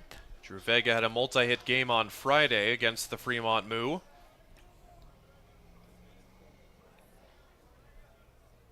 But still, the tying run stands in the on-deck circle. You got to keep the line moving a little bit more to start thinking about a tie game. Well, now the tying run will come to the plate as the first pitch drills Vega in the thigh. Drew Vega leads the team in being hit by a pitch. He is now in double figures in that category, and none more important than this one. And now the Hastings Sodbusters can start to dream a little bit. So Vega hit by the pitch. Here is Jackson Crane representing the tying run in the ninth. There is 1 out and lots of speed on the bases, and Crane gets hit by a pitch. Lambert misses badly in back-to-back throws. And the bases are loaded of busters with 1 out, and the tying run is on base. And Hilton Merriman will come out and try to settle down Lambert, as Lambert, a big flourish when he ended last inning with just 1 run allowed. And after getting the first out here in the ninth, thinking, okay, well, this could be a rather routine inning, but that single back up the middle and then back-to-back thank you very much pitches if you're Hastings Sodbusters. Now they'll bring the winning run to the plate here in the ninth, but want to try to get all of these guys across here. And Weston Johnston, who can smoke one, certainly a good RBI candidate right here. RBI candidates indeed. Weston Johnston, the team leader in RBIs, and we know he's got power to all sides of the field. Johnston tonight had that double last inning in the 8th. They will stick with Lambert for the time being. He's up at 30 pitches now. Sodbusters not going down quietly in the ninth. Loera at third, Vega and Crane the other runners. All very good speed. The first from Lambert. That's inside and almost hit him. Goodness gracious. So Lambert missing arm side very badly. 3 straight pitches. Johnston almost wondering, maybe I should have stayed taller a little bit more. It could have hit him, maybe. The 1-0. That's too low for ball 2. I think that Johnston thought he was going to be called a strike against there, but it's not the case. Well, the side armor, we talked about Fisher and his problems with hit batsmen. Lambert's shown no propensity for that the first couple of outings, and now we're going to have an offensive timeout right here. Okay. Timeout. You don't see the offensive conference too much. That's kind of what you want to see right now to make sure everybody's on the same page. This looks like an 8-man football huddle almost. Got the 4 base runners. You got Printer, the head coach. You got Jude Greaves, the on-deck batter, and then you got another one of the in the hole hitters too. You get the on-deck batter, Brock Cross. So 8-man football -1. Ready, break, run it up the middle. Now, to put these back-to-back hit batsmen in perspective, Lambert had pitched 5 2/3 innings this year. He had hit only 2, and he almost hit batters on back-to-back-to-back pitches. He settled for 2 hit batsmen, but the Sodbusters, big chance right here. So here's the 2-0 to Johnston. Lambert's delivery is inside, ball 3, and no place to put him. A walk means a run. And do the Plainsmen go get him if he can't regain his mojo here? Take sign likely on for Johnston here. The pitch. It's in there for a strike. Brock Cross waits on deck. The runner, Jackson Crane, at first base represents the tying run. Johnston still ahead 3-1. Chopping ground ball to the second baseman. They flip to second for 1. Throw on to first will never be in time. And that is the second out of the inning as Johnston legs out the fielder's choice ground outs. A run does score, but is a valuable second out for the Hastings Sodbusters. Yep, really good job there for Lambert to come back and get the out, put that previous hit batsman behind him. And now Brock Cross trying to continue the game. And how do the Sodbusters now play? Trailing by 2, do you try to get the tying run in scoring position? Johnston, not with a lot of speed, a ton of speed. He does have 3 stolen bases. We'll see what happens here. Brock Cross, the runners do go, or runner does go, and there will be no throw. So the Plainsmen will concede the stolen base to Johnston, his 4th of the summer. And he stands at second, representing the tying run. The pitch was called a strike to Brock Cross. Lambert trying to dig deep for the Plainsmen and get this one finished off. Cross almost swings out of his shoes and corkscrews himself into the ground. Comes up empty there. Sodbusters down to their last strike. Play within yourself, Brock Cross. I know it's a big point, but what a pitch for Lambert. Took something off of that one, and Cross very much fooled. Now if you're Lambert, you don't want to put anything near the zone. Cross likely in swing mode as you see Lambert shake off multiple pitches. His 0-2. Good stop by the catcher on ball 1. So whatever random spurt of bad misses by Lambert has seemed to have gone by the wayside now. He is a strike away from nailing this one down, even though he's given up 2 runs in 2 innings. The 1-2 pitch. Cross to right. Over is Brandon Krebs. He's tracking it. He squeezes it. And that is your ball game. The Plainsmen win it tonight by a score of 5-3. They never trail in the game. Hastings' 9th inning rally falls short as they strand the tying run in scoring position. With that win, the Plainsmen get their 4th win of the summer and 3 of them against the Hastings Sodbusters. Plainsmen improved to 4-13. Sodbusters fall to 18-14. And we will have a rubber match to determine the series tomorrow night against the Sodbusters and Plainsmen. And we will also see if anything comes out of this protest as well that we had earlier with a pitch count dispute. But right now, the Sodbusters and the Plainsmen don't look like they want to exchange post-game pleasantries right now, as things got a little bit chippy at the end. But it will be the final score, 5-3. Hastings Sodbusters fall for the 3rd time against the Plainsmen this summer. We'll be back momentarily to recap it. We'll give you your final numbers, a recap of the game, and get a chance to get the thoughts of head coach Josh Printer. Ryan Valenta, Steve Stein, back from Duncan Field in a few moments. Blue Fork Kitchen features elevated comfort food in a family-friendly, fast casual environment. With a full menu, you can sit down for a nice meal or order online for pickup. From salads and wraps to burgers and steaks, Blue Fork Kitchen has your kind of food. Open Tuesday through Thursday, 11 to 9 p.m., and Friday and Saturday, 11 to 10 p.m., with a special brunch buffet Sunday from 9 to 2 p.m.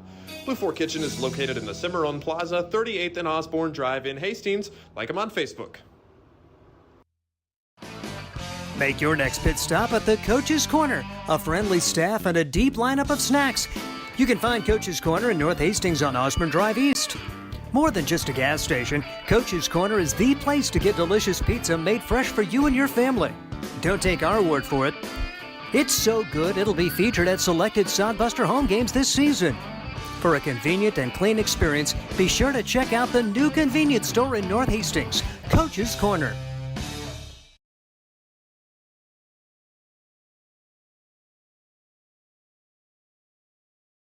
Hi, I'm a baseball umpire. My job can get pretty stressful. I have to keep my eyes open at all times, and if I don't make the right call, people boo me. So to relax, I visit a Nebraska lottery retailer like this one and buy some scratch tickets. It always calms me down.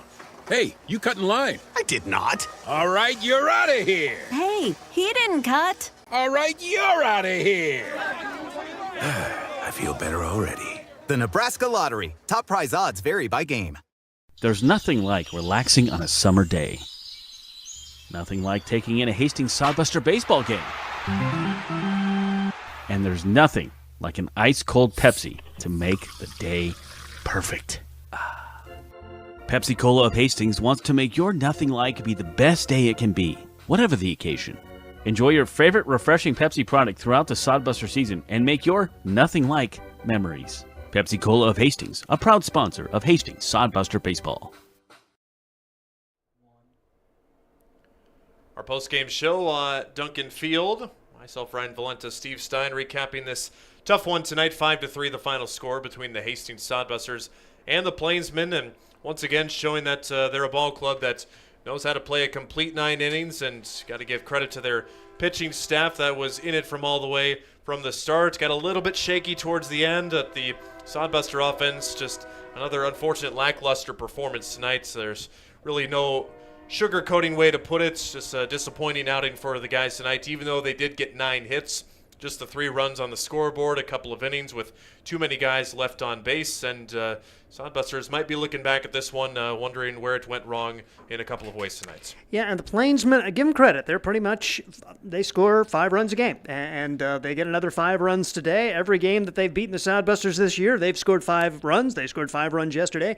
Got decent offense. You look at Steffes, you look at Alexander, you have Ortega. They're gonna battle offensively, but from a pitching standpoint, you got to find a way to manufacture some offense. And I think that where this game was lost for Hastings, they kind of let the strike zone get to them, didn't have a great approach at the plate, and just too many strikeouts. And Manny Barraza, who came in with an ERA of almost 8, Derek Lambert, who came with an ERA of over 9, hold the Sodbusters to just 3 runs today, and give them credit. They were able to do the things, and the Sodbusters unable to execute offensively like they had been here in recent games, and consequently it's a disappointing setback here. And you mentioned the rubber game of this 3-game series going to be coming tomorrow, and you try to split the season series, and when you're playing the travel team, you probably got to do better than that, but that's baseball.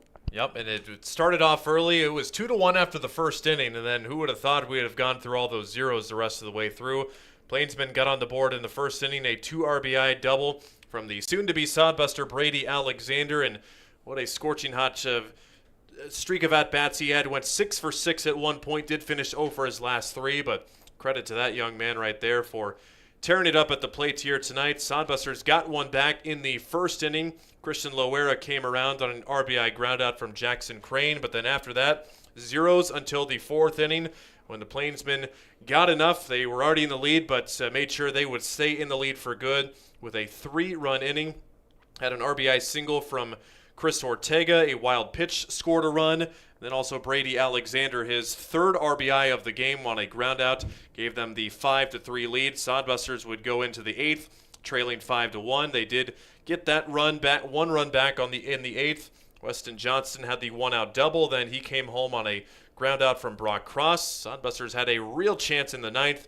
Had the RBI, the fielder's choice ground out from Weston Johnston, scoring Loera this time. Then Brock Cross flying out to end the game. Sodbusters had the game-tying runs on 2nd and 3rd. And Steve mentioned the Plainsmen have now won all 3 games against the Sodbusters when they have scored 5 runs exactly. It's now been 5-1, 5-2, and now 5-3. So if they're going to get another win tomorrow, expect a 5-4 final if that does happen. We love just irrelevant and irrational trends around here in the Sodbuster booth. But the final stats for everybody: 5 runs on 11 hits for the Plainsmen. They committed 3 errors on defense. Hastings had 3 runs on 9 hits. They did not commit any errors on defense. Multi-hit game for Christian Loera, who went 2 for 5. Jackson Crane, Weston Johnston, Brock Cross, Jude Greaves, Cale Jensen, Joey Hecker, and Luke Causey all getting a hit for the Hastings Sodbusters. They did go with defensive and pinch hit replacements down in the bottom part of the lineup for the last couple of innings. Jensen, Shabry, Causey came in for Wilson, Foley, and Hecker. Ethan Marshall, tough day for him on the mound. He didn't have his stuff like he usually does. He'll take the loss tonight, going 3 1/3 innings, allowing 9 hits. 5 runs, 3 walks, and a strikeout. Chase Phillips, Joey West, and Nate Fisher combining to pitch the final 5 2/3 innings of work for the Hastings Sodbusters. They combined effort of 2 hits, 4 walks, and 4 strikeouts. So decent outing from the bullpen. They kept them pretty scoreless, and I think that's probably one of the bright spots we can look at tonight, Steve, as well. Oh, yeah. I mean, when you see Phillips comes in, battles through, he did have 3 walks, and then really like the early returns on the first 2 outings we have seen from Josh West as he works 2 innings, allows just the 1 hit and strikes out 2. And then Nate Fisher showed a lot of courage. It got dicey there in the 9th inning, but he was able to work around the bases loaded situation and put a 0 on the board, and the Sodbusters just couldn't quite rally. The final numbers for the Plainsmen baseball squad. We talked about the excellent performance from Manny Barraza. He goes 7 strong innings, 6 hits, only 1 run, 4 walks, and 7 strikeouts. Derek Lambert gets the 6-out save with 2 innings pitched, 3 hits, 2 runs, no walks, and 1 strikeout.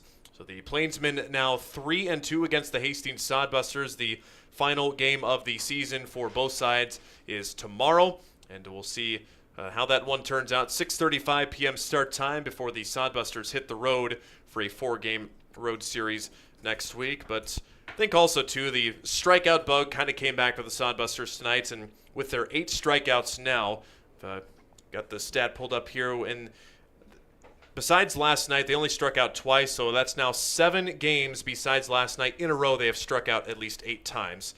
The Duncan Field approach, I mean, you don't want to say that the Sodbusters are getting themselves out, but credit to the other hitters, and curious to see what head coach Josh Printer says about it too. But there were a couple of times where there were extended conversations. In fact, just a minute ago, the post-game huddle finally broke up, so lots of conversations here. I mean, Steve, if you're head coach Josh Printer, I mean, we've kind of seen how the offense has come and gone this season. I mean, what could he possibly be saying to the team down there? Well, I think just try to go back and play like he did yesterday, because they had such a good approach at the plate. And you mentioned the lack of strikeouts. That's just not putting the ball in play, and you got to put pressure on defense. This is a team. It's not gonna hit a lot of home runs, whether you're at home or on the road.